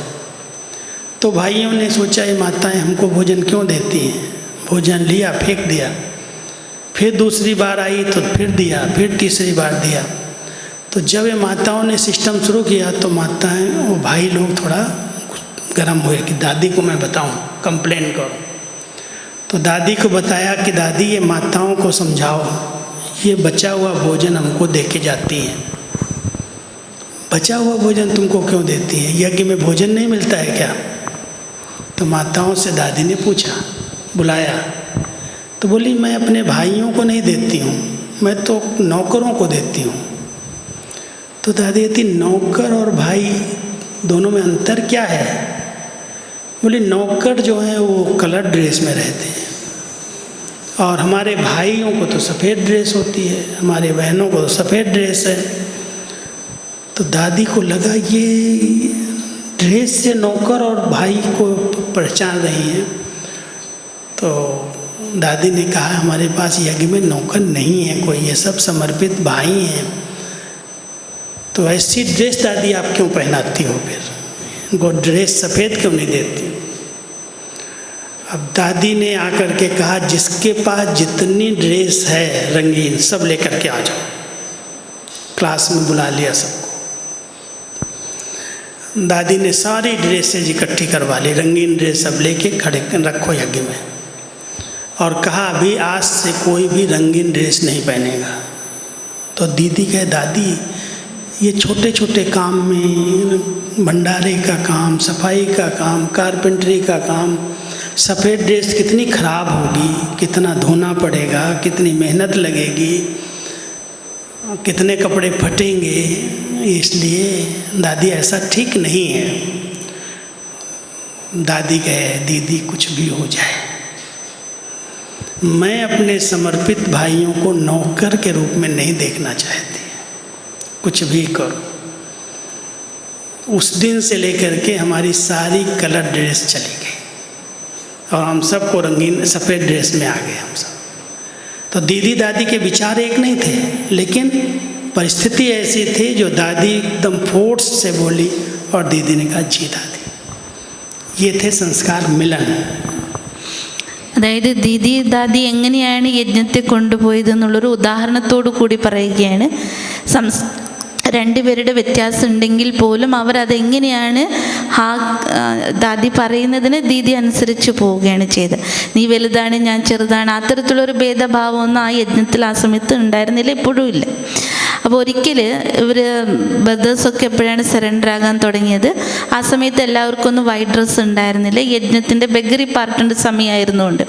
അപ്പോൾ അവർ വിദേശത്തിൽ ഒരു സിന്ധി ഫാമിലി ഉണ്ടായിരുന്നു, വളരെ സമ്പന്നമായിരിക്കുന്ന ഹോങ്കോങ്ങിൽ. അപ്പോൾ അവർ ഈ യജ്ഞത്തിന് വേണ്ടിയിട്ട്, യജ്ഞ സമർപ്പിതരായിരിക്കുന്ന സഹോദരന്മാർക്ക് വേണ്ടിയിട്ട് അവർക്ക് ഡ്രസ്സിൻ്റെ ഫാക്ടറി ആയിരുന്നു. അപ്പോൾ അവരെന്ത് ചെയ്യുമായിരുന്നു, ടെറിക്കോട്ടിൻ്റെ കളർഫുള്ളായിരിക്കുന്ന നല്ല ക്വാളിറ്റിയുള്ള ഡ്രസ്സുകൾ സഹോദരന്മാർക്ക് വേണ്ടി എല്ലാ വർഷം അയച്ചു കൊടുത്തിരുന്നു. അപ്പോൾ ഇവർക്ക് എല്ലാവർക്കും ഒരു 5-8 ജോഡി കിട്ടും 2 വർഷത്തേക്ക്, അതും കൊണ്ട് നടക്കുകയാണ് ചെയ്തത്. അപ്പോൾ മധുബന മിലനം തുടങ്ങിയല്ലോ, ആ സമയത്തുള്ള കുറച്ച് പേരല്ലേ വരാറുള്ളൂ. അപ്പോൾ ആ സമയത്ത് ഈ മാർവാടി അമ്മമാർ യജ്ഞത്തിലേക്ക് വരികയും അവർ യാത്ര ചെയ്യുമ്പോൾ അവർക്ക് ഒത്തിരി സാധനമുണ്ട് ഭക്ഷണം കഴിക്കാൻ, നിങ്ങൾ കണ്ടിട്ടുണ്ട് അവരുടെ കയ്യിലൊക്കെ. അപ്പോൾ അത് ബാക്കി വരും, മധുബനത്തിലേക്ക് എത്തുമ്പോൾ അത് കൊണ്ടുപോയിട്ട് ഇവർ വിചാരിക്കും ഇവിടെ ജോലി ചെയ്യുന്നവർക്ക് കൊടുക്കാമല്ലോ, വെറുതെ എന്തിനാ ഭക്ഷണം കളയുന്നത്. അങ്ങനെ കളർ ഡ്രസ്സ് ഇട്ടവർക്ക് ആരോ അവർക്ക് കൊണ്ടുപോയി കൊടുക്കുകയായിരുന്നു. അപ്പോൾ അങ്ങനെ കാർപ്പൻട്രി വർക്ക് ചെയ്യുന്നവർക്ക് കൊണ്ടുപോയി കൊടുത്തു. അങ്ങനെ ഒരു പ്രാവശ്യം നോക്കി, രണ്ടാമത്തെ പ്രാവശ്യം നോക്കി, ഇവർ കൊണ്ടുവരും, ഇവർ കളയും ചെയ്യും. കാരണം ബാക്കി വന്നത് ബാബയുടെ കുട്ടികൾ അങ്ങനെ വാങ്ങിച്ച് കഴിക്കാറില്ലല്ലോ, അത് യജ്ഞത്തിൽ നിൽക്കുമ്പോഴും. അപ്പോൾ അങ്ങനെ ഇരിക്കെ ഇവർക്ക് ചൂടാകാൻ തുടങ്ങി. ഒരിക്കൽ ശരി, രണ്ടാമത്തെ ശരി, ഇത് എല്ലാ പ്രാവശ്യം ഇങ്ങനെ ബാക്കി വരുന്ന ഭക്ഷണം കളയരുത്, നിങ്ങൾ കഴിച്ചോളൂ എന്ന് പറഞ്ഞിട്ട് പണിക്കാർക്ക് കൊടുക്കുന്ന പോലെ കൊടുക്കുമ്പോൾ അവർക്ക് ചൂടായി. അവർ പറഞ്ഞു ഇതെന്തായാലും ഇങ്ങനെ വിട്ടാൽ പറ്റില്ല, ദാദിക്ക് കംപ്ലൈൻ്റ് ആണ്. അങ്ങനെ ദാദിയോട് പോയി പറഞ്ഞു, ഒന്നില്ലെങ്കിൽ അമ്മമാർക്ക് പറഞ്ഞു കൊടുക്കുക, നമുക്കിങ്ങനെ ബാക്കി വരുന്ന ഭക്ഷണം ഒന്നും കൊണ്ടുതരില്ലേ എന്നുള്ളത്. അപ്പോൾ ദാദി ചോദിച്ചു അതെന്താ അങ്ങനെ ഒരു സംഭവം, നിങ്ങൾക്ക് എന്താ യജ്ഞത്തിൽ ഭക്ഷണം കിട്ടാനില്ലേ എന്ന് ചോദിച്ചു. എന്നിട്ട് അമ്മമാരെ വിളിച്ചു, അവരോട് ചോദിച്ചു നിങ്ങൾ എന്തിനാ ഈ യാത്ര ചെയ്ത് ബാക്കി ഭക്ഷണം എന്തിനാ ഇവിടുത്തെ ബ്രദേഴ്സിന് കൊണ്ടേ കൊടുക്കണേ? അയ്യോ നമ്മളങ്ങനെ ആർക്കും കൊടുത്തിട്ടില്ലല്ലോ, ജോലിക്കാർക്കല്ലേ കൊടുത്തത്. അപ്പോൾ ദാദി അറിയാതെ ചോദിച്ചു ജോലിക്കാരോ? ജോലിക്കാരും പിന്നീട് സഹോദരന്മാർ തമ്മിൽ എന്താ വ്യത്യാസം? ജോലിക്കാർ പറഞ്ഞ കളർ ഡ്രസ്സ്, നമ്മുടെ ഭായിമാർ പറഞ്ഞ വൈറ്റ് ഡ്രസ്സ് ആയിരിക്കില്ലേ ദാദീന്. അപ്പോൾ ദാദി പറഞ്ഞ് യജ്ഞത്തിൽ ഇവിടെ ആരും ജോലിക്കാരില്ല, ഇവിടെ എല്ലാം സമർപ്പിത ഭായിമാരാണ് എന്ന്. അപ്പോൾ ഭായിമാർക്ക് പിന്നെ എന്തിനാ നിങ്ങൾ കളർ ഡ്രസ്സ് കൊടുത്തത്? വൈറ്റ് ഡ്രസ്സ് അല്ലേ വേണ്ടത്, നമ്മുടെ സഹോദരിമാർ വൈറ്റിലായിരിക്കണം, സഹോദരന്മാർ. അപ്പോഴാണ് ദാദിയുടെ മനസ്സിൽ കത്തിയത്. അങ്ങനെ എല്ലാവരോടും പറഞ്ഞു നിങ്ങളുടെ എല്ലാ വൈറ്റ് ഡ്രസ്സും കൊണ്ടുവന്ന് ഇവിടെ വെക്ക്, അല്ല കളർ ഡ്രസ്സും കൊണ്ടുവന്ന് വെക്ക്. എന്നിട്ട് ദീദീനെയും വിളിച്ചു, ദാദിമാരൊക്കെ ഇരുന്നിട്ട് പറഞ്ഞു ഇനി മുതൽ ഇവിടെ ആരും കളർ ഡ്രസ്സ് ഉപയോഗിക്കരുതല്ല. അപ്പോൾ ദീദി പറഞ്ഞു അതെങ്ങനെയാണ് പറ്റുക ദാദി, അവരൊക്കെ ഹാർഡ് വർക്ക് ചെയ്യുന്നതല്ലേ, പല ജോലികളും ചെയ്യുന്ന, കറിയാകാം ചെളിയാകാം, അത് കഴുകുക പിടിക്കുക, ഇതൊക്കെ വളരെയധികം കഷ്ടമുള്ള കാര്യമല്ലേ എന്ന് പറഞ്ഞപ്പോൾ ദാദി പറഞ്ഞു എൻ്റെ സഹോദരന്മാരെ ജോലിക്കാരെ പോലെ മറ്റുള്ളവർ കാണുന്നത് എനിക്ക് സഹിക്കില്ല, അതുകൊണ്ട് എൻ്റെ ഭായിമാരെല്ലാവരും വൈറ്റ് ഡ്രസ്സ്. അന്ന് മുതൽ വൈറ്റ് ഡ്രസ്സാക്കിയെന്ന്. അതായത് അവർ രണ്ടുപേരുടെ വിചാരങ്ങൾ പറഞ്ഞ അഭിപ്രായത്തിൽ വ്യത്യാസം ഉണ്ടെങ്കിലും പിന്നെ ദാദി ഒരു പോയിന്റ് പറഞ്ഞ് ദൃഢതയോട് പറഞ്ഞപ്പോൾ അത് അംഗീകരിക്കുകയാണ് ചെയ്തത്. तो एकता और दृढ़ता का दोनों बहुत अच्छा एग्जाम्पल रही और उसके आधार से यज्ञ को एक करके चलाया. एक ने कहा, दूसरे ने हाँ जी किया. അപ്പോൾ അവിടെ നമുക്ക് കാണാൻ പറ്റിയത് അത് ആദ്യത്തെ ഉദാഹരണമായിരുന്നു. അന്നു മുതൽക്ക് ഇന്നും വരെയും ഏകതയുടെയും ദൃഢതയുടെയും ഉദാഹരണമായിരുന്നു. भिन्नता को एकता में लाना. भिन्नता है, वैरायटी तो है, लेकिन वैरायटी में एक दिखाई दे, वो विशेषता बाबा के घर की है. ഭിന്നതയുണ്ട് അല്ലെ, അഭിപ്രായങ്ങളിലൊക്കെ ഭിന്നത ഉണ്ടാകാം. പക്ഷെ ആ ഭിന്നതയിൽ നമുക്കിടയിൽ ഏകത കാണപ്പെടണം. അതാണ് വിശേഷത ബാബ നമ്മളെ പഠിപ്പിക്കുന്നത്. और दीदी का ध्यान एक एक के ऊपर रहता था. किसी की सुनी सुनाई बातों को ध्यान नहीं देती थी. आपकी बात इसको सुना दिया, उसकी इसको नहीं. मान लो कोई कंप्लेन मेरी है और हमने हमारी बात कोई ने जाके किसी दीदी को कंप्लेन कर दिया कि भाई ऐसे बोलते हैं, ऐसे चलते हैं, ऐसे करते हैं, तो दीदी कहेगी अच्छा तुम इधर बैठ जाओ. उसको बिठा लेती थी और जिसके बारे में उसने सुनाया उसको उसी समय बुला लेती सामने. अब बताओ क्या हुआ था, कैसे हुआ था, क्यों हुआ था. मिसअंडरस्टैंडिंग नहीं चाहिए. तो एक की बात अगर उसने अपनी बात कह करके कहीं सुनी सुनाई देखी बोली है तो उसी समय दीदी उसको कहती थी देखो ये मिसअंडरस्टैंडिंग है, इससे दूरी बढ़ेगी. एक ने अगर कोई कंप्लेन की है तो उसके पीछे राज होता है, कोई भाव होगा, क्यों कंप्लेन कर रहे हैं. तो दीदी कभी भी सुनी सुनाई बातों को विश्वास नहीं करती थी. कहती थी नहीं, आपस में मिलो, मिलाती थी, टोली खिलवाती थी, एक दूसरे के गले लगवाती थी. कभी भी टकराव की स्थिति न बने. അതായത് ദീദിയുടെ മറ്റൊരു വിശേഷതയായിരുന്നു ഒന്നിൽ ഉറച്ചു നിൽക്കുന്ന ഒരു സ്വഭാവം. അതായത് മറ്റുള്ളവർ പറയുന്ന കാര്യങ്ങൾ, കേൾപ്പിക്കുന്ന കാര്യങ്ങളൊന്നും പെട്ടെന്ന് വിശ്വസിക്കാറില്ല. ഇപ്പം ആരെങ്കിലും നമ്മളെ പറ്റി കുറ്റം പറഞ്ഞു കൊടുത്തുകൊണ്ടാണ് വരുന്നതെങ്കിൽ ആദ്യം പിടിച്ച് അയാളെ കൂടെ ഇരുത്തും. എന്നിട്ട് ഇയാൾ ആരെ പറ്റിയിട്ടാണോ കംപ്ലൈൻറ്റ് പറഞ്ഞത് ആ വ്യക്തിയും അവിടെ മുന്നിൽ കൊണ്ടു നിർത്തും. എന്നിട്ട് പറയും ഇപ്പോൾ പറ എന്താ നടന്ന യഥാർത്ഥ സംഭവമെന്ന്. അപ്പോൾ ആ ഒരു വ്യക്തി ഇങ്ങനെ കാര്യങ്ങൾ സംഭവിച്ചതെന്ന് പറഞ്ഞാൽ ഉടനെ തന്നെ ദീദി ഈ കുറ്റം പറയാൻ വന്ന വ്യക്തിയോട് പറയും കണ്ട ഇതാണ് യഥാർത്ഥത്തിലുള്ള മിസ്അണ്ടർസ്റ്റാൻഡിങ് ഇവിടെ നടന്നിരിക്കുകയാണ്. ഒരുപക്ഷെ അയാൾ കംപ്ലൈൻറ്റ് പറഞ്ഞിട്ടുണ്ടെങ്കിൽ അതിൻ്റെ പിന്നിൽ എന്തെങ്കിലും അതിൻ്റേതായിരിക്കുന്ന കാരണം ഉണ്ടാകുക. അപ്പോൾ അത് നിങ്ങൾ മനസ്സിലാക്കി നിങ്ങൾ ഒരുമിച്ച് പോകണം എന്നല്ലാതെ ഇങ്ങനെ ഭിന്നത ഒരിക്കലും ഉണ്ടാകരുത്. എന്നിട്ട് അവർക്ക് മധുരം കഴിപ്പിച്ച് അവരെ പരസ്പരം ചേർപ്പിച്ച് അവരെ ആലിംഗനം ചെയ്യിപ്പിച്ചിട്ടേ വിടാറുള്ളൂ. और दीदी ने बहुत छोटी छोटी शिक्षाएं दे करके ईश्वरीय नियम और मर्यादाओं में हमें बांधा. छोटी छोटी शिक्षाएं, जैसे हम लोग किसके साथ बैठे हैं, किससे बात कर रहे हैं, किससे मिलजुल रहे हैं, सारा दिन किसके साथ रहते हैं. तो दीदी की नज़र रहती थी इसका संग कैसा है. तो मैं जब आया था स्कूल से, लाइफ से 16 साल का आया, समर्पित हुआ, तो दीदी ने एक दिन मेरे को बुलाया और प्यार से कहा कि तुम स्कूल से आया ना. मैंने कहा. कहते हैं देख यहाँ संघ की संभाल करना.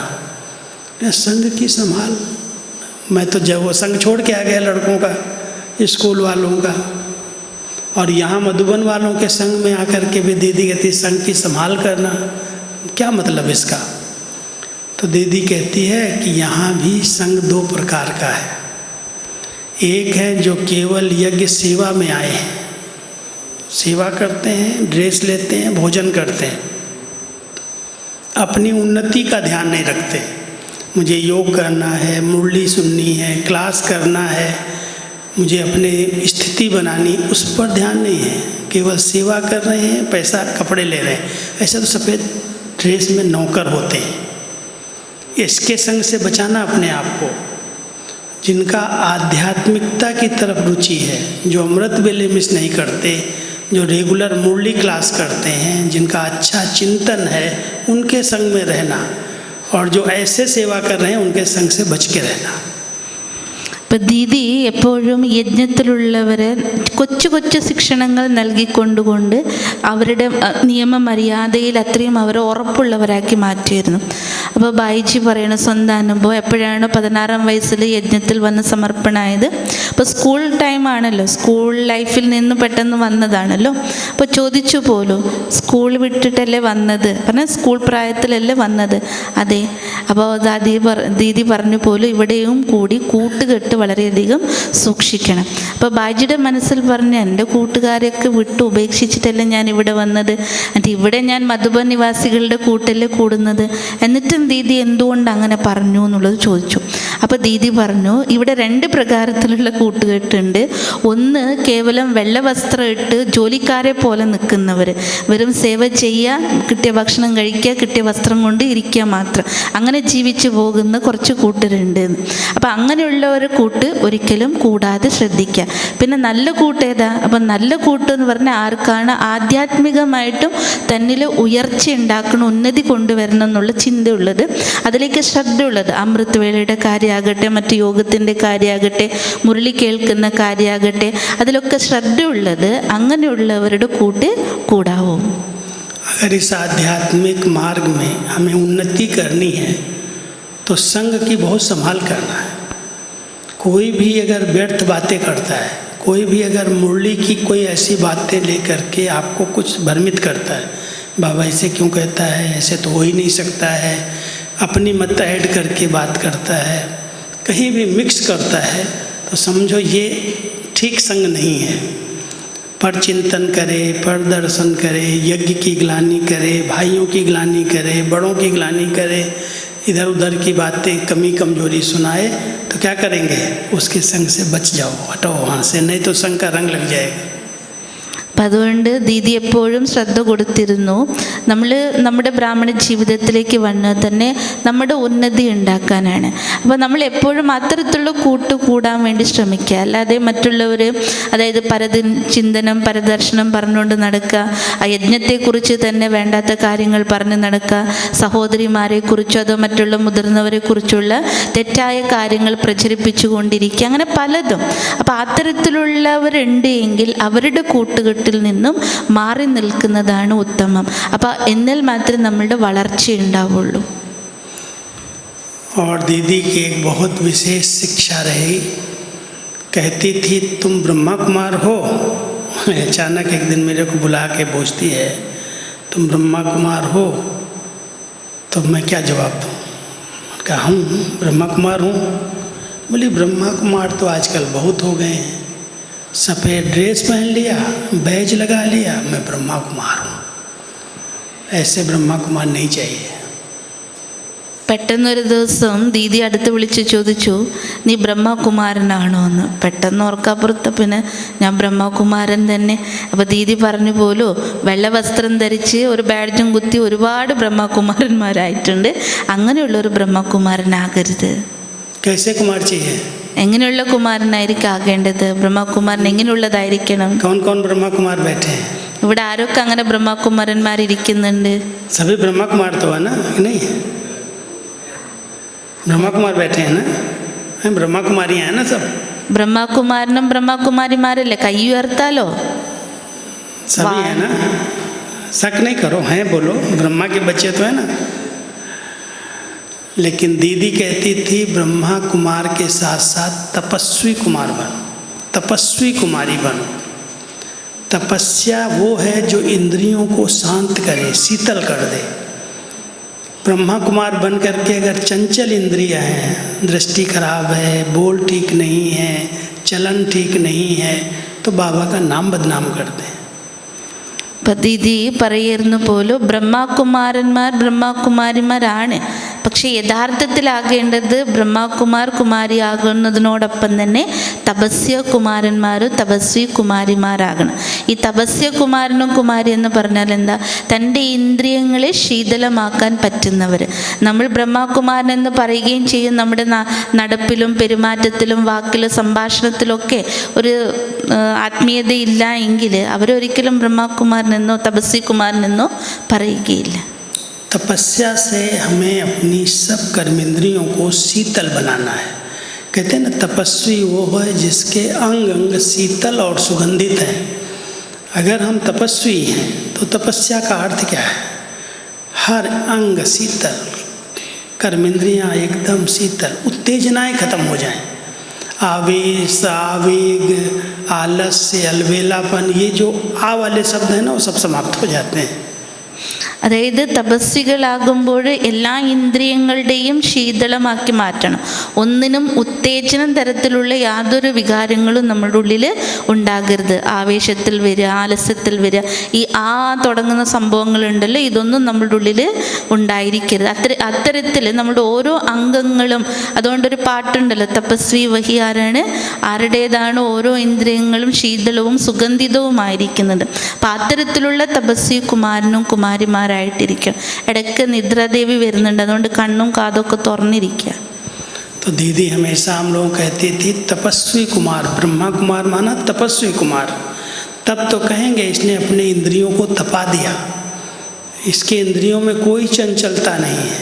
उनका चलना, उनका बोलना, उनका बैठना, उनका बात करना बहुत रायल होगा. അതായത് തപസ്വി കുമാരകുമാരി എന്ന് പറഞ്ഞാൽ തൻ്റെ ഇന്ദ്രിയങ്ങളെ മുഴുവനായി ശീതളമാക്കിയിട്ടുള്ളവർ, വികാരങ്ങളെ പൂർണ്ണമായിട്ട്, ഉത്തേജനത്തെ പൂർണ്ണമായിട്ടും ഇല്ലാതാക്കിയിട്ടുള്ളവർ. അപ്പം അത്തരത്തിലുള്ള ശീതളത നമ്മുടെ ജീവിതത്തിൽ കൊണ്ടുവരണം. दीदी का 2 बातों पर बहुत ध्यान रहा, बहुत ध्यान. और वो 2 बातें थी, एक अमृत वेला एक दिन भी मिस नहीं करना. ദീദി വളരെയധികം 2 കാര്യത്തിൽ കൂടുതൽ ശ്രദ്ധ കൊടുത്തു. ഒന്ന് അമൃത് വേള, ഒരു ദിവസം പോലും ദീദി അമൃത് വേളയെ മിസ് ചെയ്തിരുന്നില്ല. और दूसरा मुरली क्लास मिस नहीं होना चाहिए. രണ്ടാമത്തേത് ഒരിക്കലും മുരളി ക്ലാസ് മിസ് ചെയ്തിരുന്നില്ല. आजकल एक माया आ गई है, कौन सी? എന്നാൽ ഇന്നത്തെ കാലത്തൊരു മായ വന്നിരിക്കുകയാണ്. ഏത് മായയാണിത്? कौन सी माया आ गई है? ഏതാ മായ? ऑनलाइन मुरली सुनने की. ഓൺലൈൻ सेंटर पर नहीं आते. സെൻറ്ററിൽ വരാതെ ഓൺലൈനിൽ കുത്തിരിക്കാനുള്ള മടി, ഒരു എന്താണ് മായ. हम तो मधुबन की मुरली सुनते हैं, हम तो आरसी की मुरली सुन लेते हैं, लेकिन सेंटर पर आने के लिए टाइम नहीं. അതായത് ഇപ്പോഴത്തെ അവസ്ഥ ഇങ്ങനെയാണ്, സെൻറ്റർ എല്ലാവർക്കും ഉണ്ട്. പക്ഷേ ഇപ്പോൾ പറയുന്നത് എന്താ, നമ്മൾ ഡയറക്റ്റ് മധുബൻ മുരളി കേൾക്കുന്നു, നമ്മൾ ORC മുരളി കേൾക്കുന്നു, ഇനി അപ്പുറത്തെ മുരളി കേൾക്കുന്നു എന്നൊക്കെ പറയാറുണ്ട്. कौन कौन ऑनलाइन मुरली सुनते हैं? അതിപ്പോൾ എല്ലാവരും ഉണ്ടാവും. ഓൺലൈൻ മുരളി കേൾക്കുന്നവരെ കയ്യെടുത്ത്, ഒന്ന് ഉറക്കം പോട്ടെ, കയ്യെടുത്ത്. എല്ലാവരും ഓൺലൈൻ അല്ലേ? क्लास में आकर के जो मुरली सुनते वहाँ तो उठाओ. ക്ലാസ്സിൽ വന്ന് ഡെയിലി മുരളി കേൾക്കുന്നവർ കയ്യെടുത്ത്. क्या हो गया? सुस्त. माया ने वार तो नहीं कर दिया, इतने सब वो हाथ उठा रहे हैं. क्लास में आके नहीं सुनते.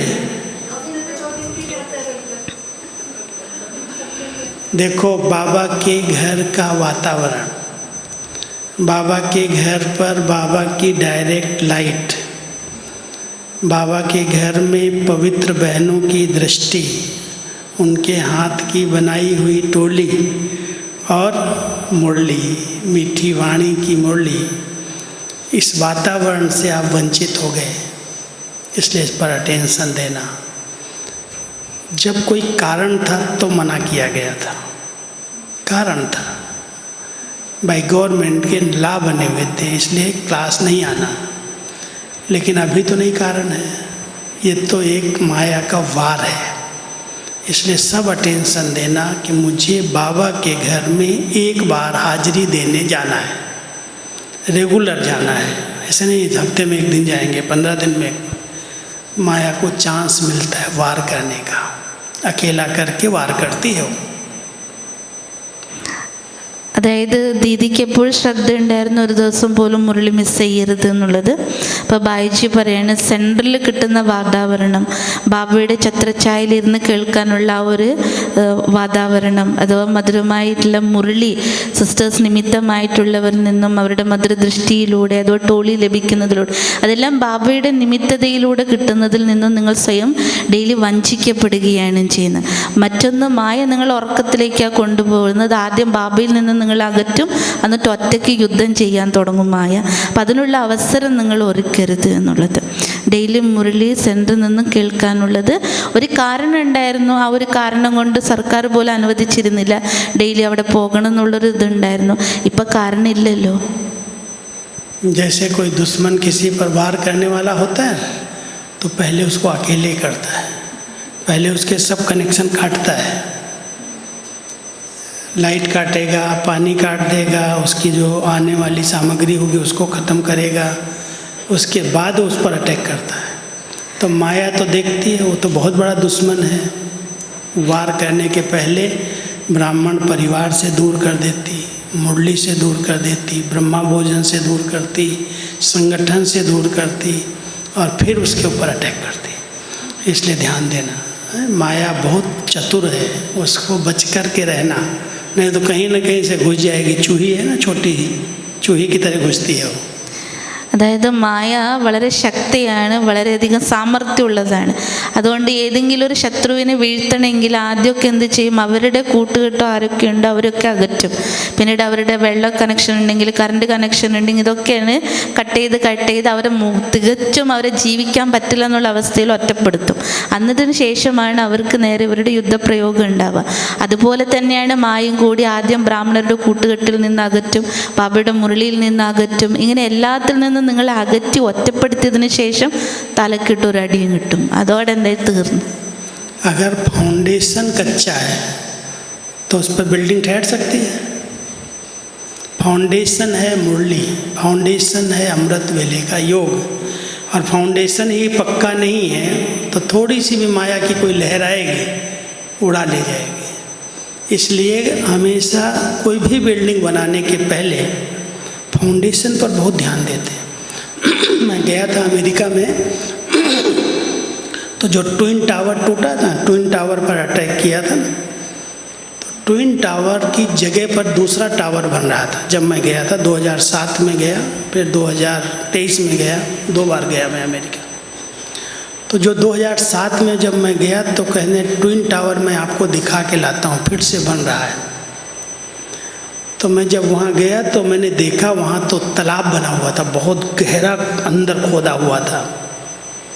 तो मैंने कहा यहाँ ट्विन टावर कैसे बनेगा, ये तो खड्डा किया, पानी भरा हुआ है। तो कहते हैं जितना बड़ा टावर बनाना है उतना मजबूत नीचे फाउंडेशन बनाना है। अगर आपको बहुत ऊंची स्थिति में जाना है, बहुत ऊंचा पद पाना है, तो बहुत गहरा फाउंडेशन और मजबूत फाउंडेशन चाहिए, तब तो मंजिल खड़ी होगी ना। 21 जन्म की बादशाही मिलेगी, 63 जन्मों तक सतयुग त्रेता तक राज्य करेंगे और उसके बाद पूज्य बनेंगे। तो उस पूरी बिल्डिंग का नींव का समय ये है, और नींव कमज़ोर तो बिल्डिंग कैसे खड़ी होगी। അതായത് ഏതൊരു കെട്ടിടവും ഉറപ്പുള്ള ഫൗണ്ടേഷൻ ഇല്ല, അടിത്തറയില്ല എങ്കിൽ ഒരിക്കലും ആ കെട്ടിടം മുന്നോട്ടും പോവുകയില്ല. അപ്പം അതേപോലെ തന്നെയാണ് ബ്രാഹ്മണ ജീവിതത്തിൻ്റെ ഫൗണ്ടേഷനാണ് അമൃത് വേള. അപ്പം അമൃത് വേള നമ്മുടെ പവർഫുൾ അല്ല എങ്കിൽ, അടിത്തറ ഉറപ്പല്ല എങ്കിൽ, നമുക്ക് ചെറിയൊരു കൊടുങ്കാറ്റ് പോലത്തെ മായ വന്നാലും നമ്മൾ ചിലപ്പോൾ ആടി ഒലഞ്ഞു പോകും. അപ്പോൾ ബൈജി പറയാണ്, ഏതാണ് അമേരിക്കയിലുള്ള ട്വിൻ ടവർ ഏതാണ് സ്ഫോടനത്തിൽ പോയത്. അപ്പോൾ അത് പണിയുന്നതിന് മുൻപുള്ള ദൃശ്യമായിരുന്നു പറഞ്ഞത്. അപ്പം അതിന് അത്രയും വലിയൊരു കുഴി എടുത്തു വെച്ചിട്ടുണ്ട്. എന്നിട്ട് പറഞ്ഞു ഇവിടെയാണ് ട്വിൻ ടവർ വരിക എന്നുള്ളത്. അപ്പോൾ ബായിജിയുടെ സങ്കല്പത്തിൽ വന്ന് ഇവിടെയാണ് വരേണ്ടത്, ഇത് ഇത്രയും വലിയ കുഴി കുഴിച്ചിട്ട് എങ്ങനെയാണ്. അപ്പോൾ അവർ പറഞ്ഞതുപോലും എത്ര ഉയരത്തിലേക്ക് നമ്മൾ ബിൽഡിംഗ് എടുക്കുന്നോ അത്രയും ആഴത്തിലേക്ക് അതിൻ്റെ ഫൗണ്ടേഷൻ ഉണ്ടാക്കണം. അപ്പോൾ ചിന്തിച്ച് നോക്കിയ ഫൗണ്ടേഷൻ ഉറപ്പുണ്ടെങ്കിലല്ല ആ ബിൽഡിംഗ് അത്രയും നിൽക്കുകയുള്ളൂ.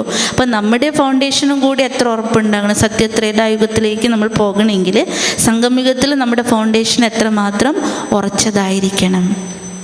फाउंडेशन सबका बहुत मजबूत होना चाहिए. അപ്പം അതുകൊണ്ട് നമ്മൾ ചിന്തിക്കണം, നമ്മുടെ ഫൗണ്ടേഷനൊക്കെ ഉറപ്പുള്ളതായിരിക്കണം. तो दीदी ने एक दिन क्या किया, अमृत वेले के फाउंडेशन की बात सुनाता हूँ। दीदी खुद योग कराने आती थी, और योग में अगर हम बीच में उठ जाते थे, नेचुरल है ये, थोड़ा थक गए, नींद आने लगी, उठ गए, तो दीदी ने एक बार दादी जी को बोला कि ये भाई लोग सवेरे योग में आते तो हैं लेकिन बीच में उठ जाते, क्यों उठते हैं। कोई 4:30 बजे उठ जाता है, कोई पहले उठ जाता है, कोई कब उठता है, आते हैं उठ जाते हैं। आप चेक करो, और कौन कौन नहीं आता है उसकी चेकिंग करो, मुझे लिस्ट दो। दीदी योग कराती थी तो दीदी और दादी पीछे बैठती थी, 2 इंजन होते थे हमारे, एक आगे से एक पीछे से। तो दादी पीछे बैठती थी हिस्ट्री हॉल में, और दीदी योग कराने आगे बैठते थे। तो एक दिन दीदी ने दादी को बोला ये पांडव, हम लोग एक ही बिल्डिंग में 25 भाई रहते थे, 5-5 के कमरे थे, 5 कमरे जिसको लाइट हाउस कहते हैं पांडव भवन में। तो दादी ने क्या किया, बीच में जब भाई लोग उठ गए, कुछ उठने लगे, तो दादी और मोहिनी बहन ने घूंघट निकाला ऐसे साड़ी का, ऐसे पल्लू, और पल्लू आगे करके और हमारे यहाँ भाइयों की तरफ वो ऊपर आने लगे सीढ़ी चढ़ करके। 4:30 बजा था सवेरे का, अमृत वेले का। तो हम भी ऊपर चले गए थे कमरे में। तो ऊपर से हम 2-3 भाई जोर से चिल्लाए, बोले कि ए माताएं तुम इधर नहीं आओ, ये भाइयों का क्षेत्र है, भाई रहते हैं यहाँ। तो दादी ने ऐसे किया और सीटी मारी, चुप, बोलना नहीं कोई भी। हमने कहा चेकिंग शुरू हो गई। ऊपर आ गई कमरों में, कौन कौन सोया है, कौन क्या कर रहा है, लिखो सिर्फ कागज़ पर, बोलना कुछ नहीं, नोट करो। 5 कमरों में ऐसे झांक करके कौन सोया है, कौन नहाने गया है, कौन क्या कर रहा है, सबकी लिस्ट लिखी। और लिखने के बाद एक सीढ़ी से चढ़ी और दूसरे सीढ़ी से उतर के चली गई। चेकिंग हो गई। अब सब हलचल हो गई, अब क्या हुआ, अब क्या होगा, अब क्या होगा, क्योंकि 25 में से 10 लोग तो सोए थे, कोई 5-7 नहा धो रहे होंगे, कोई योग में कोई होंगे रेगुलर। तो बस सब वो लिस्ट दीदी के पास गई और दीदी नाश्ते के बाद बैठ करके लिस्ट देखती थी। पहले वाले भाई को कहती, उस भाई को बुला लो, उस भाई को बुला लो। और जब बुलाने आता तो सब ऐसे कांपते, अब क्या होगा, कौन सी सज़ा मिलेगी। दीदी बहुत प्यार से उसको बिठा करके पूछती, तुमने तबीयत तो ठीक है ना, तबीयत ठीक है, अच्छा नाश्ता किया, सैर करके आए, जी जी करते। बेचारा अब क्या बोलेगा। अच्छा अमृत वेले क्या हुआ था, योग में भगवान से मिलने का अपॉइंटमेंट का समय तुमने मिस किया। भगवान से अगर शक्ति नहीं लोगे तो कैसे चल सकोगे। ऐसे बहुत प्यार से सिखा करके आगे के लिए ध्यान देना, ये फाउंडेशन है, इसको मजबूत करो, एक दिन भी अलबेला नहीं बनो। ऐसे प्यार से सिखा करके टोली खिला के भेज देते। अब दूसरे दिन अपने आप वो कांपे जाएगा, रेगुलर हो गया। तो हम लोगों का उस समय का आदत बना हुआ। 50 साल हो गए, मेरा अमृत वेला कभी मिस ही नहीं होता, क्योंकि आदत बन गई। कहीं जाओ देश विदेश में अमृत वेला मिस नहीं होता। അപ്പോൾ ദീദി അത്രയും സ്ട്രോങ് അമൃതവേളയുടെ കാര്യത്തിൽ ദീദി വളരെ സ്ട്രോങ് നിയമം പാലിക്കണമായിരുന്നു. അപ്പോൾ ദീദി എപ്പോഴും യോഗം ചെയ്യിപ്പിക്കാൻ വരുമായിരുന്നു, ദാദിയും കൂട്ടത്തിലുണ്ടായിരുന്നു. അപ്പോൾ ഈ യോഗത്തിൻ്റെ ഇടയിൽ ഇടയ്ക്കിടയ്ക്ക് ഓരോരുത്തരിങ്ങനെ എഴുന്നേറ്റ് പോകുന്നൊരു ശീലം, അത് സ്വാഭാവികമായിട്ട് 4:30 ആകുമ്പോൾ ചിലപ്പോൾ എഴുന്നേൽക്കാൻ തുടങ്ങും. അതേപോലെ അവിടെ പാണ്ഡവ ഭവനത്തിലുള്ള സമയമാണ്. അപ്പോൾ അവിടെ ലൈറ്റ് ഹൗസിൽ 25 പേര് കുമാരന്മാരുണ്ടായിരുന്നു. അപ്പോൾ ദീദി ഒരു ദിവസം ദാദിയോട് പറഞ്ഞു, ദാദി എല്ലാവരും അമൃതവേള യോഗത്തിന് വരുന്നുണ്ട്, പക്ഷേ അതിൽ പലരും ഇടയ്ക്കിടയ്ക്ക് വെച്ച് ഇങ്ങനെ എഴുന്നേറ്റ് പോകുന്നുണ്ടല്ലോ, ഇവരെവിടെയാണ് പോകുന്നത്, എന്താ ചെയ്യുന്നതെന്ന് അന്വേഷിച്ച് പിടിക്കണമല്ലോ എന്ന്. അപ്പോൾ ദാദി പിന്നിലിരിക്കുമായിരുന്നു. അപ്പോൾ ഒരു ദിവസം ഇങ്ങനെ അമൃതവേള കഴിഞ്ഞ് ഓരോരുത്തർ എഴുന്നേൽക്കാൻ തുടങ്ങുമ്പോൾ തന്നെ ദാദിയും പിന്നീട് മോഹിനി ദീദി കൂടെ എന്ത് ചെയ്തു, ഇങ്ങനെ സാരി ഇങ്ങനെ തലയോട് ഇട്ടിട്ട് ഇവർ താമസിക്കുന്ന ഭാഗത്തേക്ക് അങ്ങനെ പോയി. അപ്പോൾ അവിടെ എത്തിയപ്പോൾ ഇവരെല്ലാം ഇറങ്ങിപ്പോവല്ലേ, ഈ 4:30 ആകുമ്പോൾ എഴുന്നേറ്റ് പോകുമ്പോൾ അവർ ഒച്ചപ്പാടാക്കാൻ തുടങ്ങി. അമ്മമാരെ നിങ്ങൾ അങ്ങോട്ട് പോയി, ഇതെല്ലാം ബ്രദേഴ്സിൻ്റെതാണെന്ന് പറയാൻ തുടങ്ങി. അപ്പോൾ ദാദി ഇങ്ങനെ പതുക്കെ ഇങ്ങനെ സാരി പൊന്നിച്ചു, ഞാനാണ്, ആരോടും മിണ്ടാതിരുന്നു. ഒരു പുസ്തകം പേന എടുത്തിട്ട് എഴുതാൻ പറഞ്ഞു. എത്ര പേര് ഉറങ്ങുന്നുണ്ട്, എത്ര പേര് കുളിക്കാൻ പോയി, എത്ര പേര് എന്താ ചെയ്യുന്നത്, ഇതൊക്കെ നോട്ട് ചെയ്തിട്ട് ഒരു ഏണിപ്പടിയിൽ നിന്ന് കയറി മറ്റൊരു ഏണിപ്പടി കൂടെ ഇറങ്ങിയിട്ട് അങ്ങ് പോയി. പിറ്റേ ദിവസം ഇവർക്കൊക്കെ ഭയം തുടങ്ങി, ഇനിയിപ്പോൾ എന്താ സംഭവിക്കാമെന്നറിയില്ലല്ലോ, വഴക്ക് കിട്ടുമോ, എന്താ പറയാമെന്നറിയില്ല. അങ്ങനെ ദീദിയുടെ അടുത്ത് ആ ലിസ്റ്റ് പോയി. ദീദി ഓരോരുത്തരായിട്ട് തൻ്റെ റൂമിലേക്ക് വിളിച്ചിരുത്തിയിട്ട് ചോദിച്ചു, സുഖമാണോ, ആരോഗ്യമൊക്കെ ഉണ്ടല്ലോ, കുഴപ്പമൊന്നുമില്ലല്ലോ. അപ്പോൾ അതിനൊക്കെ ഉത്തരം ചെയ്തു തലയാട്ടി, കുഴപ്പമൊന്നുമില്ല, ബ്രേക്ക്ഫാസ്റ്റ് കഴിച്ചു, അത് നല്ലതായിരുന്നു. പക്ഷെ എന്താ ഈ അമൃതവേളയിൽ നിങ്ങൾക്ക് എന്താ പറ്റിയെന്ന് ചോദിച്ചു. അപ്പം അമൃതവേളയുടെ കാര്യങ്ങൾ ചോദിച്ചപ്പോൾ ഇത് ഭഗവാന്റെ അപ്പോയിൻമെൻ്റ് ആണല്ലോ നിങ്ങളുടെ കൂടെ, ആ ഭഗവാന്റെ അപ്പോയിൻമെൻറ്റിന് എന്തിനാണ് നിങ്ങളിങ്ങനെ നഷ്ടപ്പെടുത്തുന്നത്, ഇങ്ങനെ നഷ്ടപ്പെടുത്തരുത് എന്ന് പറഞ്ഞ് സ്നേഹത്തോടെ അവർക്ക് ഉപദേശം കൊടുത്ത് അവർക്ക് ടോലി കൊടുത്ത് അങ്ങ് പറഞ്ഞയക്കുക ചെയ്ത. അപ്പോൾ പിറ്റേ ദിവസം മുതൽ ആ ഒരു സമയം ആകുമ്പോൾ എന്തായാലും അവരുടെ ഉള്ളിലൊരു പേടി വരും, നാളെ ഇതുപോലെ തന്നെ ദീദി ചോദിക്കും എന്നുള്ളത്. അന്ന് മുതൽ ഇന്ന് വരെ അമൃതവേള അത്രയും ഉറച്ചുപോയി എവിടെയാണെങ്കിൽ പോലും അമൃതവേള മിസ് ചെയ്യാറില്ല.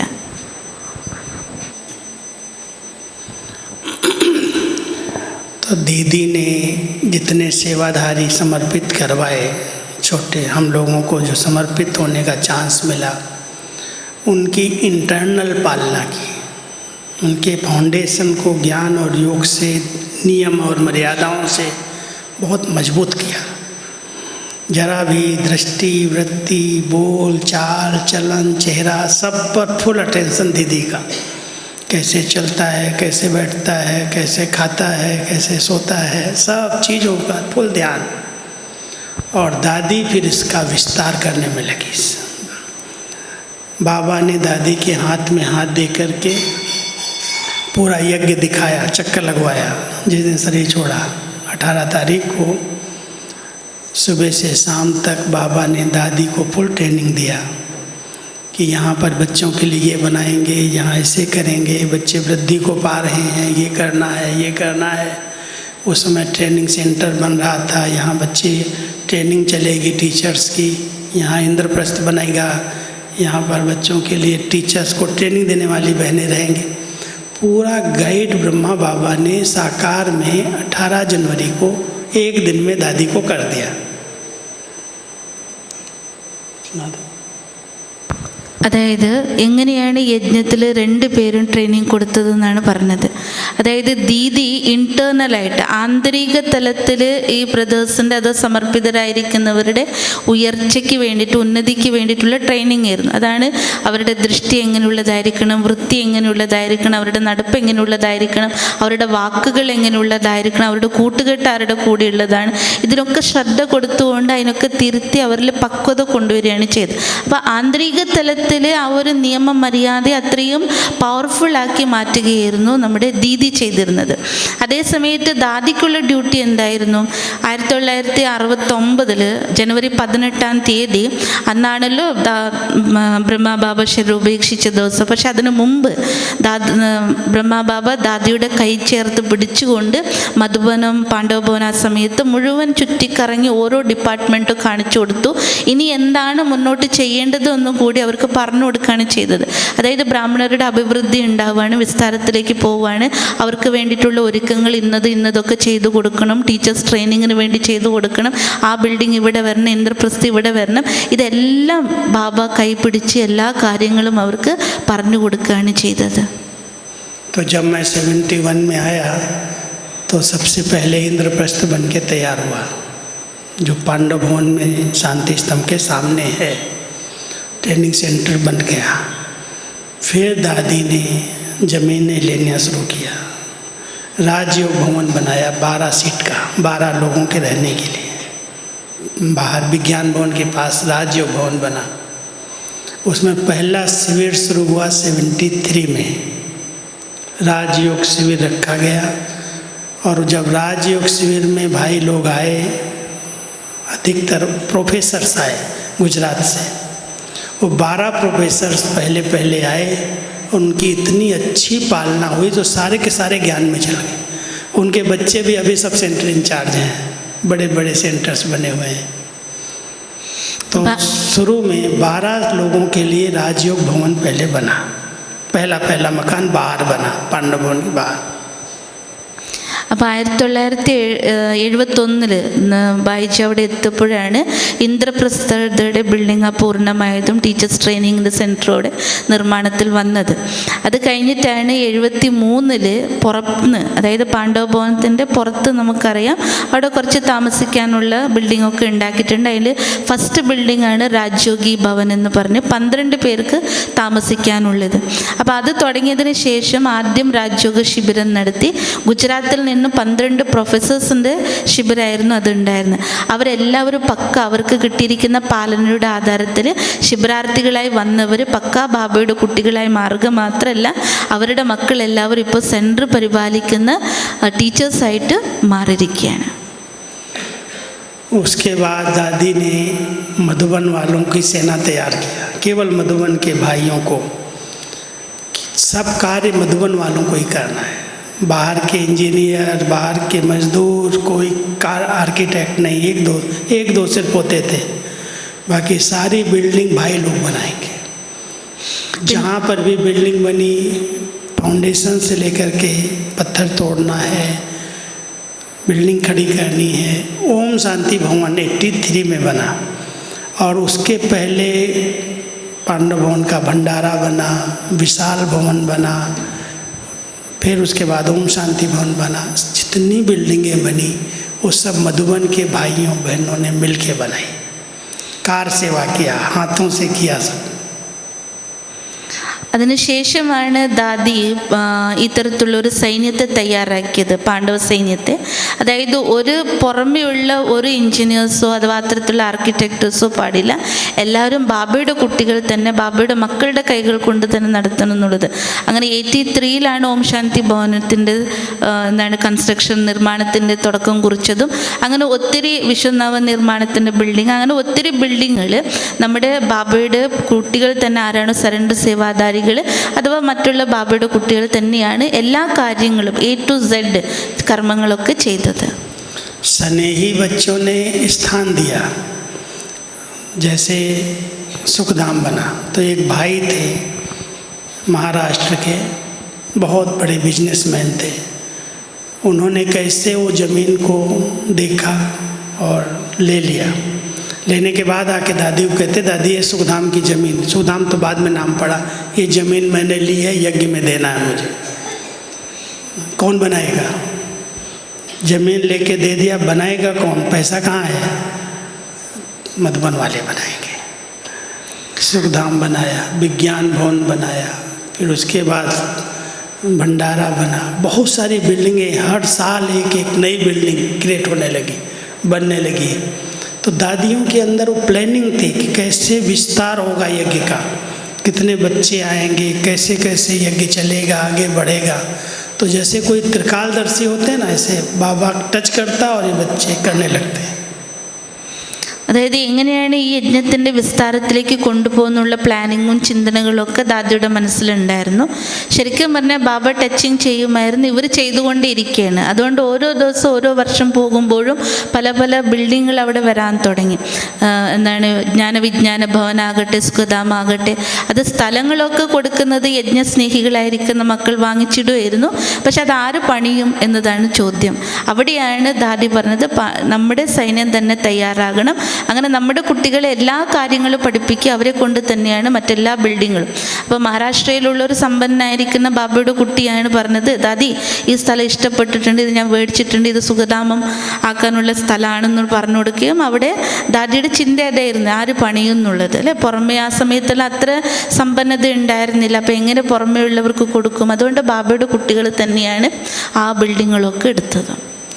ഓം ശാന്തി ഭവൻ जो बना वो ज़मीन एकदम पथरीली थी, पत्थर थे, चट्टान थी। और वहाँ पर रात को 8 बजे के बाद पांडव भवन से कोई बाहर नहीं निकलते, क्योंकि वहाँ भालू आते थे, रीछ आते, चीता आते, जंगली जानवर आते थे। इसलिए 8 बजे के बाद पांडव भवन से कोई बाहर नहीं निकल सकता, अंधेरा होता था। तो एक भाई ने वो पहाड़ी साड़ी खरीद लिया, अपने बाबा के बच्चे ने, बताया नहीं दादी को। राजस्थान का भाई थे, जयपुर के। वो अपनी पहाड़ी खरीद करके सारी दादी के हाथ में कागज़ रख दिए, दादी ये ज़मीन पर कुछ बना लो, यहाँ पर मकान बनेगा तो जंगली जानवर नहीं आएंगे। क्या बना लें? यहाँ बड़ा हाल बना लो। अब वो हाल बनाना शुरू किया ओम शांति भवन का। बहुत विघन, पहाड़ी नहीं तोड़ सकते, ये नहीं कर सकते, गवर्नमेंट के नियम नहीं है। जितना तोड़ने को मिला वो आलीशान एक सुंदर भवन बन गया 1.5 साल में। और दादी का इतना बड़ा उमंग, डेट पहले फिक्स, इस डेट को इसका उद्घाटन होगा। 8 फरवरी 83 को उद्घाटन की डेट फिक्स, और 82 दिसंबर में दीवार भी नहीं बनी है। लेकिन उनका जो उमंग उत्साह था, कराने का तरीका था, उसने सब काम असंभव भी संभव कर दिया। एक ग्रुप आया सूरत से, गुजरात से, स्नेही सहयोगी बाबा के बच्चे, ज्ञानी नहीं, स्नेही सहयोगी। उन्होंने कहा हम दादी ये काम हम कर देंगे। एक बुजुर्ग भाई थे अहमदाबाद के, वो ऊपर की छत कैंची बनाते थे ऐसे 3 सीट जिस पर पड़ती, मैं ये बनाऊंगा। कहाँ कहाँ से लोग आए। 3 महीने के अंदर दिसंबर से फरवरी की शुरुआत तक हाल तैयार हो गया, सबके सहयोग से, दिन रात लग करके। लास्ट में टाइल्स नहीं लगी थी तो मुजाइल टाइल्स, सबसे सस्ती वाली टाइल्स दादी ने कहा लगा दो, रात भर में टाइल्स लगा दी हाल में। उद्घाटन के 3 दिन पहले टाइल लगी और घिसाई हुई। लेकिन वो आज ओम शांति भवन कितनी सेवा कर रहा है। 40 साल के ऊपर हो गए, 41 साल हो गए, 41 ईयर्स का ओम शांति भवन, कितनी सेवाएं की है। हजारों आत्माएं वहाँ से, कितना बाबा ने वहाँ से पालना दी, मुरलियाँ चलाई, कैसे कैसे बाबा वहाँ 12-12, 14-14 घंटा आए। ओम शांति भवन बना और सबके सहयोग से बना, इसलिए वहाँ पर बड़े अच्छे वाइब्रेशंस हैं। അതായത് അതേപോലെ തന്നെയാണ് 83-ൽ ഓം ശാന്തി ഭവനത്തിൻ്റെ നിർമ്മാണമായത്. ഇപ്പോൾ ബായിജി പറയാണ് ഇതെല്ലാം സ്നേഹി സഹയോഗി കുട്ടികളാണ്. അവർ ജ്ഞാനത്തിൽ മുഴുവനായിട്ടുണ്ടാവില്ല, പക്ഷെ ബാബയുടെ യജ്ഞം എന്നുള്ള രീതിയിൽ ബാബയ്ക്ക് വേണ്ടി എന്തും ചെയ്യാൻ തയ്യാറായിരിക്കുന്നത് അവരെയാണ് സ്നേഹി സഹയോഗി എന്ന് പറയുക. അപ്പോൾ അത്തരത്തിലുള്ള കുട്ടികളായിരുന്നു. അപ്പോൾ ജയ്പൂരിലുള്ള ബായി ദാദിയോടൊന്നും പറയാതെ തന്നെ ആ പ്രദേശത്തിലുള്ള, ഇപ്പോൾ ഓം ശാന്തി ഭവൻ ഉണ്ടല്ലോ, ആ പാറക്കെട്ടുള്ള ആ ഭൂമിയെ എടുത്ത് അതിൻ്റെ പേപ്പർ മൊത്തം ദാദിയുടെ കയ്യിലേൽപ്പിച്ച് പറഞ്ഞു ഇവിടെ എന്തെങ്കിലും ഒന്ന് പണിയ ദാദീന്ന്. കാരണം എന്താ പറഞ്ഞാൽ ആ ഒരു സമയത്തൊന്നും 8 മണിക്ക് ശേഷം, രാത്രി 8 മണിക്ക് ശേഷം ഒരാൾക്ക് പോലും അതിൻ്റെ പുറത്തേക്ക് പോകാൻ പറ്റില്ല. അവിടെ കരടി ഉണ്ടാകും, പിന്നീട് എന്താണ് ചീത്ത പറഞ്ഞാൽ കാട്ടുപ്രാണികളൊക്കെ ഉണ്ടാകുമായിരുന്നു, ഇവരെ അറ്റാക്ക് ചെയ്യുക. അതുകൊണ്ട് തന്നെ ആരും അവിടെ പുറത്തേക്ക് പോവാറില്ല. അപ്പോൾ ഈ ബായിയുടെ മനസ്സിൽ വന്നതാണ് അത് ഞാൻ വാങ്ങിച്ചിട്ടാൽ അവിടെ എന്തെങ്കിലും പണിതാൽ അത്തരത്തിലുള്ള പ്രശ്നമൊന്നും ഉണ്ടാവില്ലല്ലോ. അപ്പോൾ ദാദിയോട് പറഞ്ഞു അവിടെ ഇപ്പോൾ എന്ത് പണിയാനാന്ന് ദാദി ചോദിച്ചു. അപ്പോൾ ദാദിയോട് പറഞ്ഞു ഒരു ഹോൾ അങ്ങ് പണിതേക്ക്. അപ്പോൾ ഹോള് പണിയാൻ മാത്രമല്ല ദാദിയിൽ എത്രമാത്രം ദൃഢത ഉണ്ടായിരുന്നു എന്ന് പറഞ്ഞു. ദാദി മുൻകൂട്ടി തന്നെ എല്ലാ ഡേറ്റും ഫിക്സ് ചെയ്യുമായിരുന്നു. അപ്പോൾ ദാദി പറഞ്ഞു ഫെബ്രുവരി 8-ന് 1983 ഇതിൻ്റെ ഉദ്ഘാടനം ചെയ്യണമെന്ന്.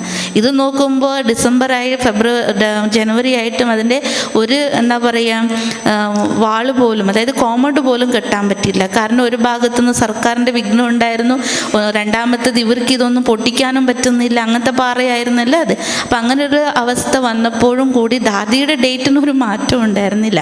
അപ്പോൾ ബാബ ചെയ്യിപ്പിക്കുന്നുള്ളൊരു ദൃഢത ഉണ്ടായിരുന്നു. അപ്പോൾ അതിൻ്റെ ഇടയ്ക്കാണ് ഡിസംബർ മാസത്തിൽ സൂറത്ത് എന്നൊരു ഗ്രൂപ്പ് ബാബയുടെ മില്ലത്തിന് വേണ്ടി അവിടെ വന്നപ്പോൾ അതിൽ ഓരോരുത്തരും ഓരോ കാര്യം ചെയ്യുന്നവരായിരുന്നു. അതിലൊരു പ്രായമുള്ള ഒരാൾ പറഞ്ഞു ഞാൻ ഇതിൻ്റെ ഷീറ്റൊക്കെ ഞാൻ ഇട്ട് തരാം, മറ്റേ മുകളിലുള്ള ഷീറ്റ് ഇടുന്ന ഒരു ജോലിയായിരുന്നു, അതുകൊണ്ട് ഷീറ്റ് ഞാൻ സ്പോൺസർ ചെയ്യാമെന്ന് പറഞ്ഞു. വേറെ ആരോ പറഞ്ഞു ഞാൻ ഈ മതിലൊക്കെ കെട്ടിത്തരാമെന്ന് പറഞ്ഞു. അത് കഴിഞ്ഞപ്പോഴേക്ക് ഇതിന് മൊത്തം ടൈൽസ് ഇടണ്ടേ, ഇനിയിപ്പോൾ ടൈൽസ് ആരിടും? അപ്പോൾ ഏതൊരു ചെറിയ വില കുറവിൻ്റെ മൊസൈക്ക് അന്ന് അതായിരുന്നല്ലോ. അപ്പോൾ അത് അന്ന് രാത്രിയോട് രാത്രി ഉദ്ഘാടനത്തിൻ്റെ 3 ദിവസം മുമ്പാണ് ഈ ടൈൽസൊക്കെ ഇട്ട് തീർത്തത്. അങ്ങനെ ആ ഡേറ്റിൽ അതിൻ്റെ ഉദ്ഘാടനം ചെയ്തു. അതിൻ്റെ മറ്റൊരു വിശേഷത പലവരിൽ നിന്നും സഹയോഗത്തിൽ കൂടിയാണ് ആ ഒരു ബിൽഡിങ്ങിൻ്റെ നിർമ്മാണം ഉണ്ടായത്. അതുകൊണ്ട് തന്നെ ആ ഒരു സ്നേഹത്തിൻ്റെ സഹയോഗത്തിൻ്റെ വൈബ്രേഷൻ ഇപ്പോഴും ഉണ്ട്. രണ്ടാമത്തെ അതിലൂടെ എത്ര ആത്മാക്കളുടെ പാലന, എത്ര പേർക്ക് ബാബയുടെ സന്ദേശം കിട്ടാനത് ആധാരമായി. लेकिन उसमें क्या दादी जो थी ना खुद करके सिखाती थी, कह करके नहीं। शाम को 3:30-4 बजे दादी वहाँ खुद चली जाती पहले और कहती सब भाई लोग आओ, सब बहनें आओ, यहाँ पर ही चाय है, यहीं पर टोली मिलेगी। और खुद उठाने लगती तगारी, पत्थर उठाना, पत्थर तोड़ना। दादियाँ खुद लग जाती तो सब भाई लोग लग जाते पीछे। तो बड़े बड़े काम जो है ना दादियों ने खुद करके आगे आगे रह करके करवा लिया। इसलिए कभी खेल खेल में किया, आता कुछ नहीं था। पत्थर तोड़ते थे तो खून निकलता था, कहीं यहाँ लग जाता कहीं यहाँ लग जाता, लेकिन सब काम किया और करवाया। तो खुद खड़े होकर के सबकी पालना करके इतना बड़ा यज्ञ खड़ा कर दिया। അതായത് ദാദി എന്ന് പറഞ്ഞാൽ ചെയ്യിപ്പിക്കാൻ മാത്രമല്ല, പറഞ്ഞ് ചെയ്യിപ്പിക്കാൻ മാത്രമല്ലായിരുന്നു, ദാദി സ്വയം ചെയ്തിട്ടാണ് മറ്റുള്ളവരെ കൊണ്ട് ചെയ്യിപ്പിച്ചിരുന്നത്. അപ്പോൾ ഇതിൻ്റെ നിർമ്മാണത്തിൻ്റെ അവിടെ ഒരു വൈകിട്ട് 4-3 മണിയാകുമ്പോൾ ദാദി തന്നെ ആ സ്ഥലത്തേക്ക് പോകും, ആ പാറക്കെട്ടുള്ള സ്ഥലത്തേക്ക്. എന്നിട്ട് അവർ പറയും, നിങ്ങൾ ഇന്ന് ഇത് ചെയ്യുകയാണെങ്കിൽ ഞാൻ ടോലി തരും, അത് തരും, ഇതൊക്കെ തരും എന്ന് പറയും. അപ്പോൾ ദാദി സ്വയം തന്നെ പാറ എടുക്കാൻ തുടങ്ങും, ദാദി സ്വയം തന്നെ പാറ പൊട്ടിക്കാൻ തുടങ്ങും. അപ്പോഴേക്കും എല്ലാ ബ്രദേഴ്സൊക്കെ വരുമായിരുന്നു, അവർ ചെയ്യുമായിരുന്നു എന്ന്. അത്ര എളുപ്പമുള്ളതായിരുന്നില്ലെങ്കിലും ദാദി മുന്നിട്ട് നിന്ന് എടുക്കുമ്പോൾ ബാക്കി എല്ലാവരും അതൊരു കളിയുടെ രസത്തോടു കൂടിയാണ് ആ കാര്യങ്ങളൊക്കെ ചെയ്തിരുന്നത്. ചിലപ്പോൾ മൂക്കിൽ അത് കൊള്ളും, പറ പൊട്ടിക്കുമ്പോൾ അതൊക്കെ തെറിക്കില്ലേ, ചിലപ്പോൾ തലയിൽ കൊള്ളും, ചോര വരുന്നുണ്ട്. ഇതൊന്നും അവർക്ക് അപ്പോഴതൊന്നും പ്രശ്നമായിരുന്നില്ല.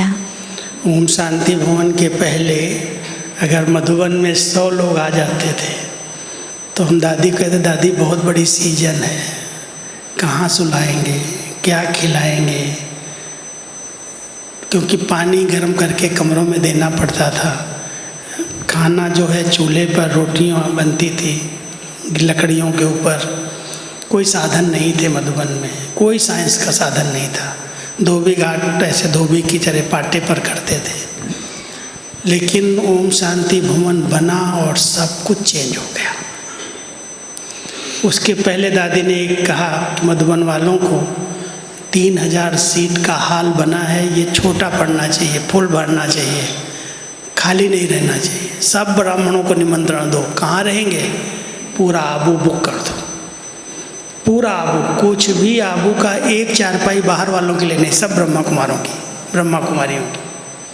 होटल, धर्मशालाएं, मंदिर, जितना रहने का स्थान है सब पर कब्जा ब्रह्मा कुमारी का बुक कर दिया हम लोगों ने, ले लिया। और जब ले लिया तो उसके गंदे चद्दरें, उनका बिस्तर, वहाँ पानी का प्रबंध कौन करे, मधुबन निवासी करे। सब छोड़ो, उतारो, धुलाई करो, पानी का प्रबंध करो।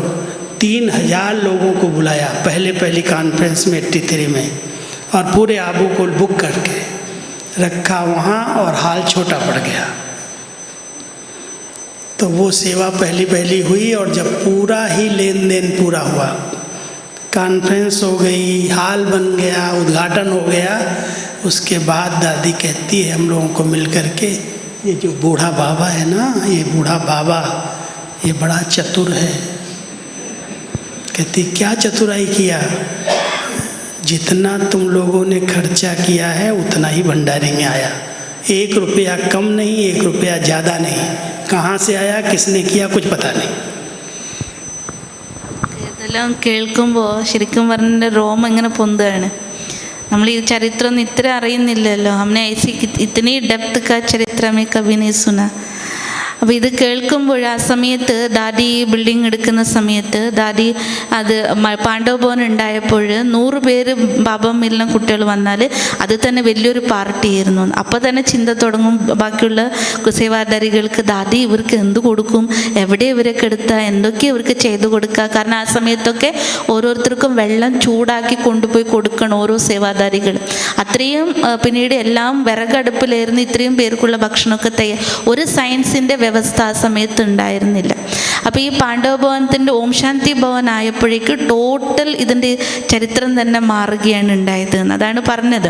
അപ്പോൾ ദാദി പറഞ്ഞു ഇത് 3000 സീറ്റിൻ്റെ ഹോളാണ്, ഇത് ചെറുതായി മാറണം, അത്രയ്ക്ക് ആളിവിടെ എത്തണം എന്നുള്ളത്. അങ്ങനെ ഫസ്റ്റ് അതിൻ്റെ ഉദ്ഘാടന സമയത്ത് 3000 പേരെ ഇവർ എല്ലാ സെൻറ്ററിൽ നിന്നും വിളിച്ചു വരുത്തി, ഗസ്റ്റുകളും പുതിയവരൊക്കെ ഉണ്ടായി. അപ്പോൾ ഇവരെവിടെ കെടുത്തു എന്നായി, കാരണം 100 പേരെ താമസിക്കാൻ പ്രയാസമുള്ള സ്ഥലത്ത് ഇവരൊക്കെ എവിടെ കെടുത്തു. അപ്പോൾ ദാദി പറഞ്ഞത്ര മൗണ്ട് അബിലുള്ള എല്ലാ ഹോട്ടലുകളും ബുക്ക് ചെയ്തതെന്ന്. ഹോട്ടൽ ബുക്ക് ചെയ്യുന്ന ശരി തന്നെ, ഇതൊക്കെ ലൗകികക്കാർ ഉപയോഗിക്കുന്ന ബെഡുകളും കിടക്കുകളും അതുപോലെ തന്നെ ബെഡ്ഷീറ്റുകളും ഒക്കെ ആയിരിക്കില്ലേ. പിന്നെ വെള്ളത്തിൻ്റെ നമുക്കറിയാം അവിടുത്തെ കഷ്ടപ്പാടുകളൊക്കെ, ഈ എല്ലാം വ്യവസ്ഥ ആര് ചെയ്യും? അത് ഈ 19 പേര് ആരാണ് അവിടെ സേവാധാരികളുണ്ട്, അവരെ കൊണ്ടാണ് ഇതൊക്കെ ചെയ്ത് എല്ലാ ബെഡ്ഷീറ്റുകൾ അലക്കിപ്പിക്കുകയും അവർക്കുള്ള വ്യവസ്ഥ, വെള്ളത്തിൻ്റെ വ്യവസ്ഥ ഒക്കെ ചെയ്തതാരാ? ഇതേ സേവാധാരി കുട്ടികൾ തന്നെയാണ്. അപ്പോൾ ദാദി പറഞ്ഞു ഈ പ്രോഗ്രാമൊക്കെ കഴിഞ്ഞു, ഉദ്ഘാടനം കഴിഞ്ഞു, എല്ലാവരും പോയി കഴിഞ്ഞു. എന്നിട്ട് ദാദി ഇവരൊക്കെ സേവാധാരികളെ വിളിച്ചിരുത്തി പറഞ്ഞു പോലും ഈ വൃദ്ധനായ ബാബയുണ്ടല്ലോ, ഭയങ്കര സാമർത്ഥ്യനാണെന്ന് പറഞ്ഞു. അപ്പോൾ സേവാധാരികൾ ചോദിച്ചു, എന്ത് സാമർത്ഥ്യം ഇപ്പോൾ കാണിച്ചത്? അപ്പോൾ ദാദി പറഞ്ഞു, എത്രയൊക്കെ നിങ്ങൾ ഇതിനു വേണ്ടി, കാരണം ബുക്ക് ചെയ്യുക വെറുതെ ബുക്ക് ചെയ്തതല്ല, പൈസ കൊടുത്ത് ബുക്ക് ചെയ്തതല്ല, എത്ര ఖర్చు ചിലവായിട്ടുണ്ടാകും, എത്ര നിങ്ങൾ ചിലവ് ചെയ്തോ, എത്ര പൈസ ചിലവ് ചെയ്തോ, അതൊക്കെ ഇവിടെ ഭണ്ഡാരത്തിൽ വന്നിട്ടുണ്ട്. ഒരു പൈസ കൂടിയിട്ടും ഇല്ല, ഒരു പൈസ കുറഞ്ഞിട്ടില്ല. ഇത് ആരാ ചെയ്യിപ്പിച്ച് ആരാ ഇട്ടതൊന്നും അറിയില്ല എന്ന് പറഞ്ഞു.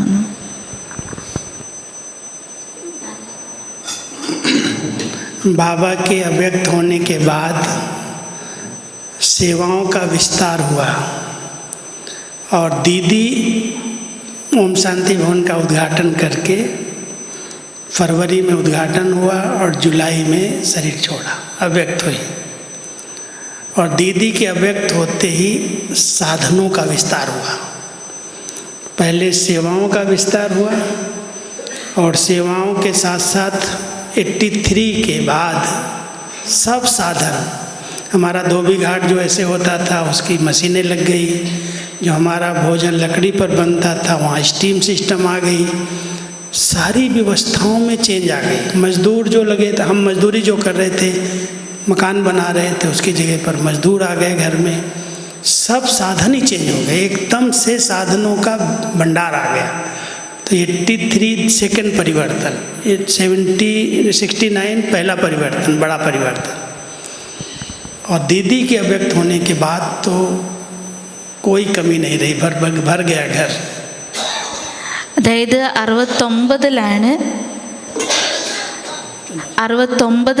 ഫസ്റ്റ് പരിവർത്തനം ഉണ്ടായത്. ബാബ അവ്യക്തമായപ്പോൾ സേവനത്തിൻ്റെ വിസ്താരത്തിലേക്ക് പോയി. ബാബയുടെ കുട്ടികൾ വരാൻ തുടങ്ങി, നിറയാൻ തുടങ്ങി. ആ ഒരു പരിവർത്തനം നടന്നു. രണ്ടാമത്തെ പരിവർത്തനമായിരുന്നു 83 ജൂലൈ 28 ശേഷം മൻമോഹിനി ദീദി അവ്യക്തമായത്, ശരീരം വിട്ടത്. അതിനുശേഷം മൊത്തം പരിവർത്തനം വീണ്ടും ഉണ്ടായി. സാധനങ്ങൾ കുമിഞ്ഞുകൂടാൻ തുടങ്ങി. അതായത് ആദ്യം പറഞ്ഞല്ലോ വിറകടുപ്പായിരുന്നു, അവിടെ സ്റ്റീം വന്നു. അത് കഴിഞ്ഞിട്ട് പറഞ്ഞു അലക്കാനുള്ള മെഷീൻസ് ഒന്നും, ഇത്രയും കാര്യങ്ങൾ അലക്കുകയും പിടിക്കുകയൊക്കെ എല്ലാം തല്ലി ഇങ്ങനെ കല്ലിലിട്ട് തല്ലി അലക്കിയിരുന്നു. അവിടെ മെഷീൻസൊക്കെ വരാൻ തുടങ്ങി. അങ്ങനെ സാധനങ്ങളുടെയും സയൻസിൻ്റെ വ്യവസ്ഥകളൊക്കെ അവിടെ വരാൻ തുടങ്ങി. അപ്പോൾ രണ്ടാമത്തെ പരിവർത്തനം അതായിരുന്നു. लेकिन बहुत बड़ा परिवर्तन ये आया, दीदी बहुत इंटरनल सारे यज्ञ को संभाल रही थी, सबके पत्रों का जवाब देना, यज्ञ के निवासियों का ध्यान रखना, हम लोगों का सबकी पालना करना। तो दीदी के जाने के बाद दादी अकेली हो गई, क्योंकि जानकी दादी को सेकंड चुना गया था, सेकंड दादी थी जानकी दादी। लेकिन बाबा ने कहा नहीं, ये तो बच्ची अमेरिका में लंदन में ही रहेगी, वहाँ ही बैठ के सेवा करेगी। ये दादियाँ इनको साथ देंगी, जिसमें चंद्रमणि दादी, मनोहर दादी, शांतामणि दादी, रतनमणि दादी, ये दादियाँ इनको साथ देंगी। लेकिन जानकी दादी लंदन में रहेंगी। बाबा ने 30 जुलाई को 28 जुलाई को दीदी ने शरीर छोड़ा और 30 जुलाई को बाबा फिर आए गुलजार दादी में और सारा डायरेक्शन दिया कि आगे अभी यज्ञ कैसे चलेगा। अब दादी तो बड़ी थी और ये सब दादियाँ नई थी। अब हम लोगों के ऊपर ज़्यादा जवाबदारी आई, मधुबन में जो साथ रहते थे, क्योंकि इतने पत्र आते थे, सारे सेंटर्स के पत्र, उनका जवाब दीदी देती थी। कौन देगा? एक दिन दादी ने ईशु दादी ने हमें बुलाया, ए राजू देख, इतनी पोस्ट हो गई है, कोई जवाब नहीं दे पाता, कौन पढ़ेगा, कौन जवाब देगा, बहुत सेवाएं बढ़ गई हैं, तुम ले जाओ इसको, पढ़ो, जवाब दो। ठीक है जी दादी। 83 की बात है ये, जुलाई के बाद जब पत्र सारे मेरे पास आए, मैंने पढ़ा, उनको जवाब क्या दूँ मैं, मुझे तो कुछ पता ही नहीं दुनिया क्या है। अच्छा कोई बात नहीं, तुम मेरे पास आना। रोज़ मैं दादी के पास 4 बजे शाम को, दादी आधा घंटा मुश्किल से रेस्ट करती, 3:30 कमरे में जाएगी, 4 बजे मुझे बुला लेगी और फिर 1 घंटा कहेगी अच्छा क्या क्या पढ़ा, क्या हाईलाइट किया, कौन सी बात पूछी है किसी ने, सुनाओ मुझे। सुना लेते, 10-12 पत्र सुन करके ऐसे बैठ जाती है, जैसे सरस्वती को बुला लिया, लिखाना शुरू कर देती, इसको ये लिखो, इसको ये लिखो, इसको ये लिखो, इसको ये लिखो, ऐसे करके पत्रों का जवाब दे देते। और मैं 60 घंटे थोड़ा हाथ लिख करके फिर आता, टाइप करता, भेजता। तो ऐसे दादी के साथ, फिर दीदी के साथ तो पाठ था ही, लेकिन दादी के साथ फिर पत्र व्यवहार, मुरली लिखना पढ़ना कार्य हमारा शुरू हो गया। അപ്പം അങ്ങനെ 28 ജൂലൈയിൽ ദീദി പോയതിന് ശേഷം ദാദി ഒറ്റപ്പെട്ടു പോയി. സെക്കൻഡ് അഡ്മിനിസ്ട്രേഷൻ്റെ ചുമതല കൊടുത്തിരുന്നത് ജാനകി ദാദിക്കായിരുന്നു. അപ്പോൾ ജാനകി ദാദിക്ക് ഓൾറെഡി ഉത്തരവാദിത്തം ഉണ്ടായിരുന്നു ലണ്ടനിൽ. അപ്പോൾ 30-ാം തീയതി ജൂലൈ 30-ന് ഗുൽജാർ ദാദിയുടെ ശരീരത്തിൽ ബാബ പ്രവേശിക്കുകയും ബാബ ഇനി നെക്സ്റ്റ് എങ്ങനെ ഈ യജ്ഞം നടക്കണം എന്നുള്ള ഡയറക്ഷൻ കൊടുത്തു. അപ്പോൾ പറഞ്ഞു ജാനകി ദാദി ഇവിടെ ഉണ്ടാവില്ല, ജാനകി ദാദി ലണ്ടനിൽ തന്നെയായിരിക്കും. ഇപ്പോൾ ഇവിടെ നിലവിൽ ഏതൊക്കെ ദാദിമാരുണ്ട് അവർ തന്നെയായിരിക്കും പ്രകാശ് മണി ദാദിക്ക് സഹയോഗം കൊടുക്കുക. അപ്പോൾ മനോഹരീന്ദ്ര ദാദി ഉണ്ടായിരുന്നു, പിന്നീട് ശാന്തമണി ദാദി ഉണ്ടായിരുന്നു, അതുപോലെ തന്നെ രത്തൻ, അങ്ങനെ കുറച്ച് ദാദിമാർ ആ സമയത്ത് അവിടെ ഉണ്ടായിരുന്നു. അവർ പക്ഷെ അവർക്ക് ഇതിനെക്കുറിച്ചൊന്നും അറിയുണ്ടായിരുന്നില്ല, ഈ കാര്യങ്ങളെക്കുറിച്ച്. കാരണം ഇവർ 2 പേരായിരുന്നല്ലോ എല്ലാം നോട്ടം നടത്തിയിരുന്നത്. അപ്പോൾ ആ സമയത്തും രാജുഭായ് തന്നെയായിരുന്നു മൻമോഹിനി ദീദിക്ക് സഹയോഗിയായിരുന്നത്. അതായത് ഇൻറ്റേർണലായിരിക്കുന്ന കാര്യം, ഒരു കുടുംബത്തിൻ്റെ ഉള്ളിൽ എന്തൊക്കെ കാര്യങ്ങൾ വേണം, അവിടുത്തെ വാസികൾക്ക് എന്തെല്ലാം കാര്യങ്ങൾ വേണം അത് പറഞ്ഞു കൊടുക്കുക, അവരുടെ തെറ്റുകൾ തീർത്ത്, ഇങ്ങനത്തെ കുറേ കാര്യങ്ങൾ.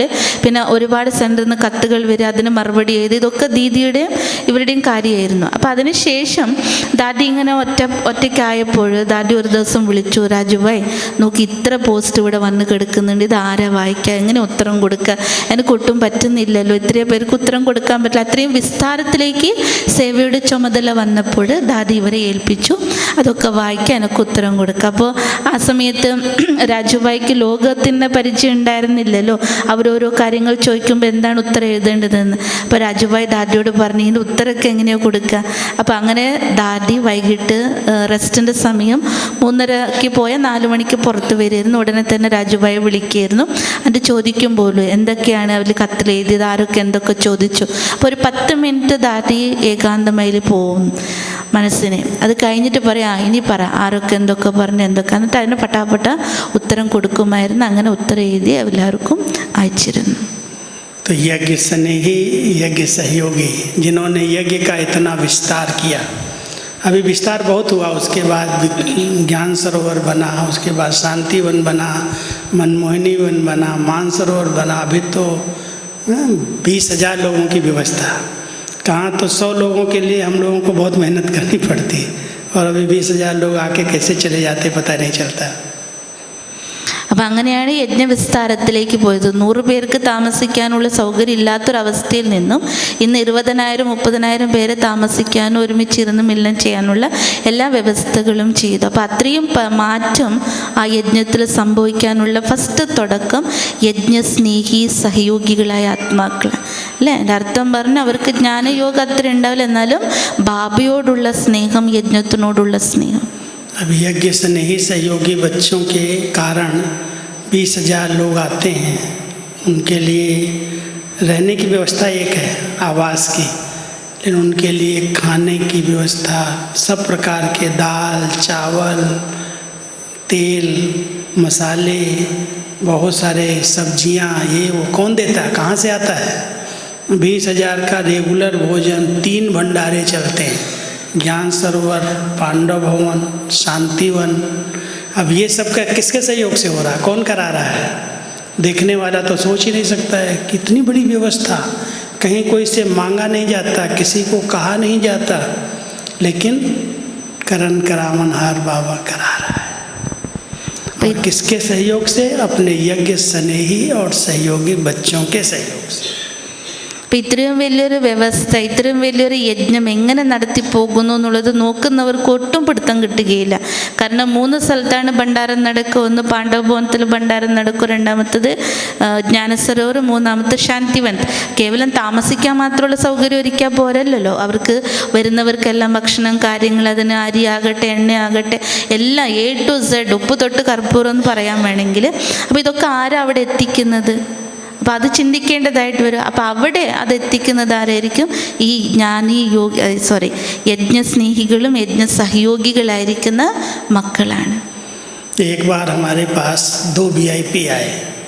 कॉन्फ्रेंस चल रही थी ज्ञान सरोवर में रूरल विंग की।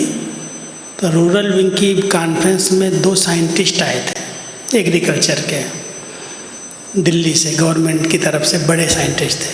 उनको कुछ समझ में नहीं आ रहा था, ये योग क्या है, यौगिक खेती क्या है, कैसे तुम लोग कहते हो, समझ नहीं आ रहा था। बैठे हुए बोर हो रहा था भाषण में।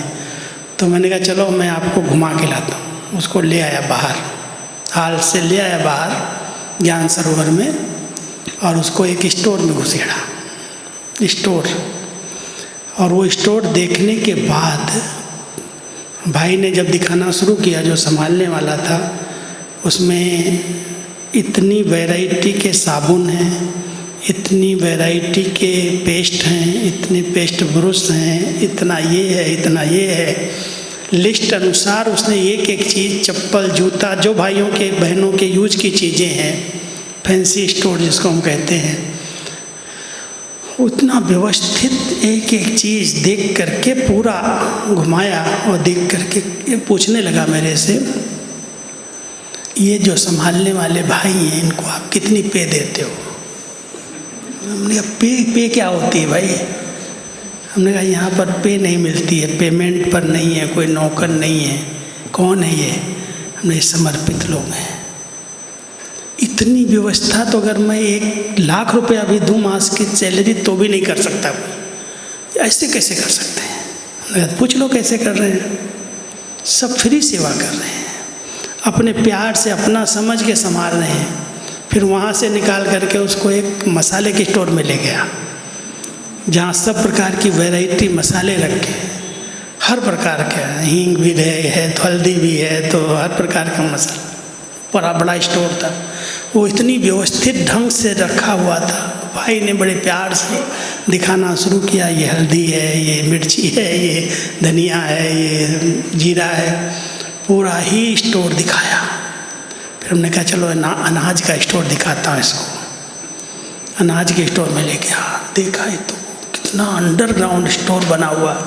वो सब देख करके ऐसे, ये तो भगवान के सिवाय कोई नहीं कर सकता है। कुछ नहीं बोला, चला गया।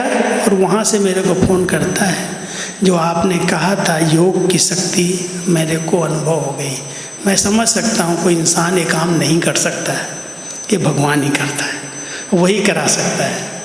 इतने सुंदर ढंग से इतना बड़ा कार्य जो चल रहा है, कैसे चल रहा है? यज्ञ स्नेही सहयोगी। कौन खरीदता है, कौन पैसा देता है, कहाँ से आता है, कौन संभालता है, इतना बड़ा कार्य लोग देख करके सोचने लगते हैं कि कोई पैसा नहीं दे रहे हैं, कोई नौकर नहीं है, और सब कुछ चल रहा है। तो यज्ञ स्नेही सहयोगी बच्चों के द्वारा चलता है। അപ്പോൾ ഒരിക്കൽ അഗ്രികൾച്ചർ വിങ്ങിൻ്റെ ബായിജി ചെയർപേഴ്സണാണല്ലോ റൂറൽ വിങ് സർവീസിൻ്റെ. അപ്പോൾ ഒരിക്കൽ ആ അഗ്രികൾച്ചർ വിങ്ങിൻ്റെ കോൺഫറൻസ് നടക്കുമ്പോൾ അവിടെ 2 അഗ്രികൾച്ചറിസ്റ്റ് ആയിരിക്കുന്ന സയൻറ്റിസ്റ്റുമാർ വന്നിരുന്നു, VIPs. അപ്പോൾ അവർക്ക് ഇത് യോഗത്തെക്കുറിച്ചൊക്കെ പറയുമ്പോൾ അവർക്കൊന്നും വലിയ പിടുത്തവും ഇല്ല, അവർക്ക് അവിടെ ഇരിക്കാൻ പോലും ഒരു ബോറിങ് അടിക്കുകയായിരുന്നു. അപ്പോൾ ബായിജി പറഞ്ഞു വരും നമുക്കൊന്ന് കറങ്ങിയിട്ട് വരാമെന്ന് പറഞ്ഞ് ആദ്യം ജ്ഞാനസരോവരത്ത് കൊണ്ടുപോയി. അവിടെ സ്റ്റോറുകളുണ്ടല്ലോ, നമ്മുടെ എല്ലാ കാര്യങ്ങളും വെക്കുന്ന സ്റ്റോർ, അണ്ടർഗ്രൗണ്ട് സ്റ്റോർ ഉണ്ടായിരുന്നു. അപ്പോൾ അവിടെ ആദ്യം കൊണ്ടുപോയി കാണിച്ചത് അവിടെ താമസിക്കുന്ന സേവാധാരികൾക്കുള്ള ഡെയിലി യൂസിനുള്ള വസ്തുക്കൾ, സോപ്പാകട്ടെ പേസ്റ്റ് ആകട്ടെ, അങ്ങനെ ഓരോരുത്തർ ഓരോ സോപ്പുകളായിരിക്കും ഉപയോഗിക്കുക, പല വെറൈറ്റി ആയിരിക്കും. അപ്പോൾ അതിനനുസരിച്ച് സ്റ്റോറിൽ അടക്കി വെച്ചിട്ടുണ്ടായിരുന്നു. അത് നോക്കിയപ്പോൾ തന്നെ ഇവർക്ക് തോന്നി ഇവർക്ക് എത്ര പേയ്മെൻറ്റും ചോദിച്ചു. സ്റ്റോറ് സംഭാവന ചെയ്യുന്ന സമർപ്പിത ബായിയെക്കുറിച്ച് ചോദിച്ചു ഇവർക്ക് എത്ര ശമ്പളമെന്ന്. അപ്പോൾ ഇവർക്ക് മനസ്സിലായിട്ടില്ല, ശമ്പളം ഇവിടെ ആരും അങ്ങനത്തെ ജോലിക്കാരല്ല, ഇവിടെ എല്ലാം സമർപ്പിതരായിരിക്കുന്ന സഹോദരന്മാർ. അത് കഴിഞ്ഞിട്ട് ഇവർ മസാലപ്പൊടികളൊക്കെ വെച്ച് സ്റ്റോർ കൊണ്ടുപോയി അവിടെയും വ്യവസ്ഥിതമായിട്ട് വെച്ചത് കണ്ടു. അത് കഴിഞ്ഞിട്ട് നെക്സ്റ്റ് ധാന്യങ്ങൾ വെച്ചിരിക്കുന്ന സ്റ്റോർ കണ്ടുപോയി. ഇതൊക്കെ കണ്ടിട്ട് അവർ മിണ്ടാണ്ട് അങ്ങ് പോയതിന് ശേഷം അവർ വിളിച്ച് പറഞ്ഞു പോലും ഇപ്പം എനിക്ക് ബോധ്യപ്പെട്ടു ഇതൊന്നും ഒരു സാധാരണ മനുഷ്യനെ കൊണ്ട് ചെയ്യാൻ പറ്റുന്നതല്ല, ഭഗവാന് മാത്രമേ ഇത് സാധിക്കുകയുള്ളൂ. तो आप सब तो बाबा के स्नेही सहयोगी बच्चे हैं ना? सब स्नेही सहयोगी है ना? ഹിന്ദി അറിയാൽ അന്ന് കൈപൊന്തിച്ചൂടെ? स्थापना के कार्य में बाबा कहता और कुछ नहीं करो, गोवर्धन पर्वत को उठाने के लिए ये अंगुली तो लगा दो, जो शक्ति है लगा दो। तन की शक्ति है, मन की शक्ति है, धन की शक्ति है, भगवान को आप बच्चों के अंगुली का सहयोग चाहिए बस, बाकी अंगुली दोगे तो हाथ ले लेगा, वो छोड़ेगा नहीं। അപ്പോൾ ബാബ പറയണ നിങ്ങൾ ഈ ഇത്രയും വലിയൊരു ഗോവർദ്ധന പർവ്വതത്തെ എടുക്കാൻ വേണ്ടി വലിയ കാര്യമൊന്നും ചെയ്യേണ്ട, ചെറുവിരൽ സഹയോഗം ബാബയ്ക്ക് നൽകിയാൽ മതി. അതായത് നിങ്ങളിൽ എന്ത് ശക്തിയുണ്ടോ അത് ബാബയ്ക്ക് കൊടുക്കുക. നിങ്ങളുടെ മനസ്സിൻ്റെ ശക്തിയായിരിക്കാം, അല്ലെങ്കിൽ ശരീരത്തിൻ്റെ ശക്തിയായിരിക്കാം, ധനത്തിൻ്റെ ശക്തിയായിരിക്കാം, എന്ത് നിങ്ങൾക്കുണ്ടോ അത് ബാബയുടെ കാര്യത്തിന് വേണ്ടി ചെയ്യുക. അപ്പോൾ ബാബ ചെറുവിരൽ കൊടുത്താൽ മതി, ബാക്കിയുള്ളതും ബാബ എടുത്തോളൂ. देखो, गांधी जी ने भारत को जब स्वतंत्र कराने की नारा दिया, इनकलाब जिंदाबाद, ये नारा था गांधी जी का, इनकलाब जिंदाबाद। तो उस नारे के आधार से उन्होंने बहुत सारे लोगों को इकट्ठा कर लिया, पूरे भारत में एकता बना दी। उस समय कोई 2 दिन, कोई 4 दिन, कोई 10 दिन जेल में गया, पकड़े गए, जेल में गए, कुछ मारे गए, लेकिन जिन्होंने 2-4 दिन भी उस समय आंदोलन में भाग लिया, सहयोग दिया, वो आज तक उनको स्वतंत्रता सेनानी कह करके पेंशन मिलती है, और वो फर्स्ट एसी में, सेकंड एसी में ट्रेन की टिकट मिलती है। आप सभी भगवान के इस कार्य में, कलयुग को सतयुग बनाने के कार्य में अगर थोड़ा भी सहयोग देंगे तो सतयुग त्रेता के अंदर कितना बड़ा आपको पद मिल जाएगा। उनको तो टिकट ही मिल रही है और आपको तो राजा ही मिल जाएगा। മൊബൈൽ നേരത്തെ ഓഫ് ചെയ്യാൻ പറഞ്ഞു. അതായത് ബായിജി പറയാണ്, ഭാരതത്തിന് സ്വാതന്ത്ര്യം കൊണ്ടുതരാൻ വേണ്ടിയിട്ട് തുടക്കം വെച്ചത് മഹാത്മാഗാന്ധിയായിരുന്നു. ഒറ്റയ്ക്കാണ് മുദ്രാവാക്യം വിളിക്കാൻ തുടങ്ങിയത്, ഇൻക്ലാബ് സിന്ദാബാദ്. അതിന് കൂട്ടിച്ചേർത്ത് ബാക്കി എല്ലാവരും അതേ മുദ്രാവാക്യം വിളിക്കുകയും അവർക്കൊപ്പം കൈകോർക്കുകയും സ്വാതന്ത്ര്യത്തിന് വേണ്ടി പൊരുതുകയും ചെയ്തു. അതിൽ പലരും ജയിലിലേക്ക് പോകേണ്ടി വന്നു, പലർക്കും മരണം സംഭവിച്ചു. പക്ഷെ അത് കഴിഞ്ഞിട്ട് എത്രയോ വർഷങ്ങളായാലും ഇപ്പോഴും അന്ന് അവർക്ക് ആരാണ് സഹയോഗികളായത്, അവരെ സ്വാതന്ത്ര്യ സമര സേനാനികളാണെന്ന് ഗ്രൂപ്പ് ലിസ്റ്റിൽ വരികയും അവർക്ക് ഇന്നും അതിൻ്റെ പെൻഷൻ കിട്ടുന്നുണ്ടെങ്കിൽ ബാബ പറയണത്, നിങ്ങൾ ഈ കലിയുഗത്തെ സ്വർഗമാക്കുന്ന കാര്യത്തിൽ ബാബയ്ക്ക് നിങ്ങൾ സഹയോഗിയാകുമ്പോൾ സത്യുഗ ത്രേതായുഗത്തിൽ നിങ്ങൾക്ക് എന്തായിരിക്കും ശ്രേഷ്ഠ പദവിയല്ലേ ആയിരിക്കാം. അവർക്ക് ഫസ്റ്റ് ക്ലാസ് ടിക്കറ്റിൽ പോകാനേ പറ്റുകയുള്ളൂ, ട്രെയിനിലോ ഫ്ലൈറ്റിലോ എവിടെയും. പക്ഷെ നിങ്ങൾക്ക് सभी स्नेही सहयोगी तो हो, ठीक है ना, है ना सभी? എത്ര പ്രാവശ്യം ചോദിക്കണം, കൈയെങ്കിലും ഉയർത്തിക്കൂടെ? अभी बनना क्या है? എന്താണ് ആകേണ്ടത്? यज्ञ रक्षक बनना है। യജ്ഞരക്ഷ. अभी हम शाम को जो क्लास कराएंगे, यज्ञ रक्षक किसको कहा जाता है? स्नेही सहयोगी तो बहुत हैं, लेकिन रक्षक किसको कहेंगे? बाबा को ऐसे बच्चों की ज़रूरत है कि यज्ञ रक्षा करें। तो कैसे रक्षक बनेंगे और कैसे और विस्तार हुआ, वो तो बहुत बड़ा विस्तार है, बहुत बड़ी कहानियाँ हैं। ज्ञान सरोवर के पीछे बहुत बड़ा कहानी है, शांतिवन के पीछे उससे बड़ी कहानी है। अगर सुनाएंगे ना तो बैठे रहो रात तो आप सभी आज स्नेही सहयोगी आत्माएं तो हो ही, अभी विचार करना कि हम यज्ञ रक्षक कैसे बने। और यज्ञ रक्षा में सबसे बड़ी है हमारी ईश्वरीय धारणाएं। जितना हम ईश्वरीय नियम मर्यादाओं में दृढ़ रहते हैं, उतना हम यज्ञ रक्षक बनते हैं। तो उसके लिए फिर शाम को 3:30 बजे से 4:30 बजे तक, 3 बजे से 4 बजे तक क्लास करेंगे। कोई प्रश्न है तो दे सकते हो, और 4 से 4:30 योग करके फिर जो दूर से आए हैं छुट्टी देंगे। सभी को आपके साथ 4 बजे 4:30 बजे जो इधर बैठते हैं उनको भाई जी के साथ ग्रुप फोटो है। 4:30 तक, 4:30 तक, हाँ 4:30. कुमारों को, कुमार कितने बैठे, हाथ उठाओ। कुमार हमारे कई करते हैं। अरे बहुत हैं भाई कुमारों के लिए स्पेशल है, उनको रुकना है। उनको फिर हम 6:30 बजे से 7 बजे तक मिलेंगे। കുമാരന്മാർക്ക് മാത്രം 6 മണി മുതൽ 7 മണി വരെ സ്പെഷ്യൽ ക്ലാസ്. कौन कौन रुकेंगे? 6 से 7 हाथ उठाओ। 6 മുതൽ 7 മണി വരെ കുമാരന്മാർ ആരൊക്കെ? हाँ है सभी हाथ, ആരൊക്കെ നിൽക്കില്ലേ? ठीक है। 6 से 7 कुमारों के साथ अलग करेंगे, बाकी सबको छुट्टी दे देंगे।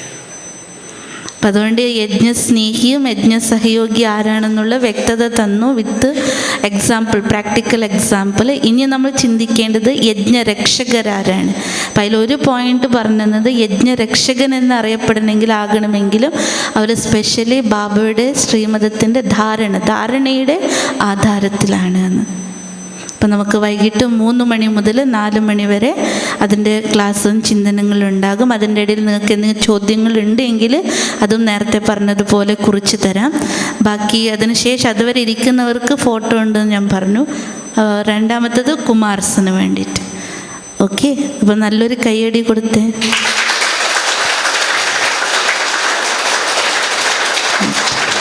ओम शांति. और कुछ जानना हो, पूछना है तो लिख के दे देना, ठीक है? ചോദ്യങ്ങൾ ഉണ്ടെങ്കിൽ എഴുതാൻ വേണ്ടിയിട്ട്. चलो 5 मिनट बाबा को याद करके फिर संपन्न कर दें.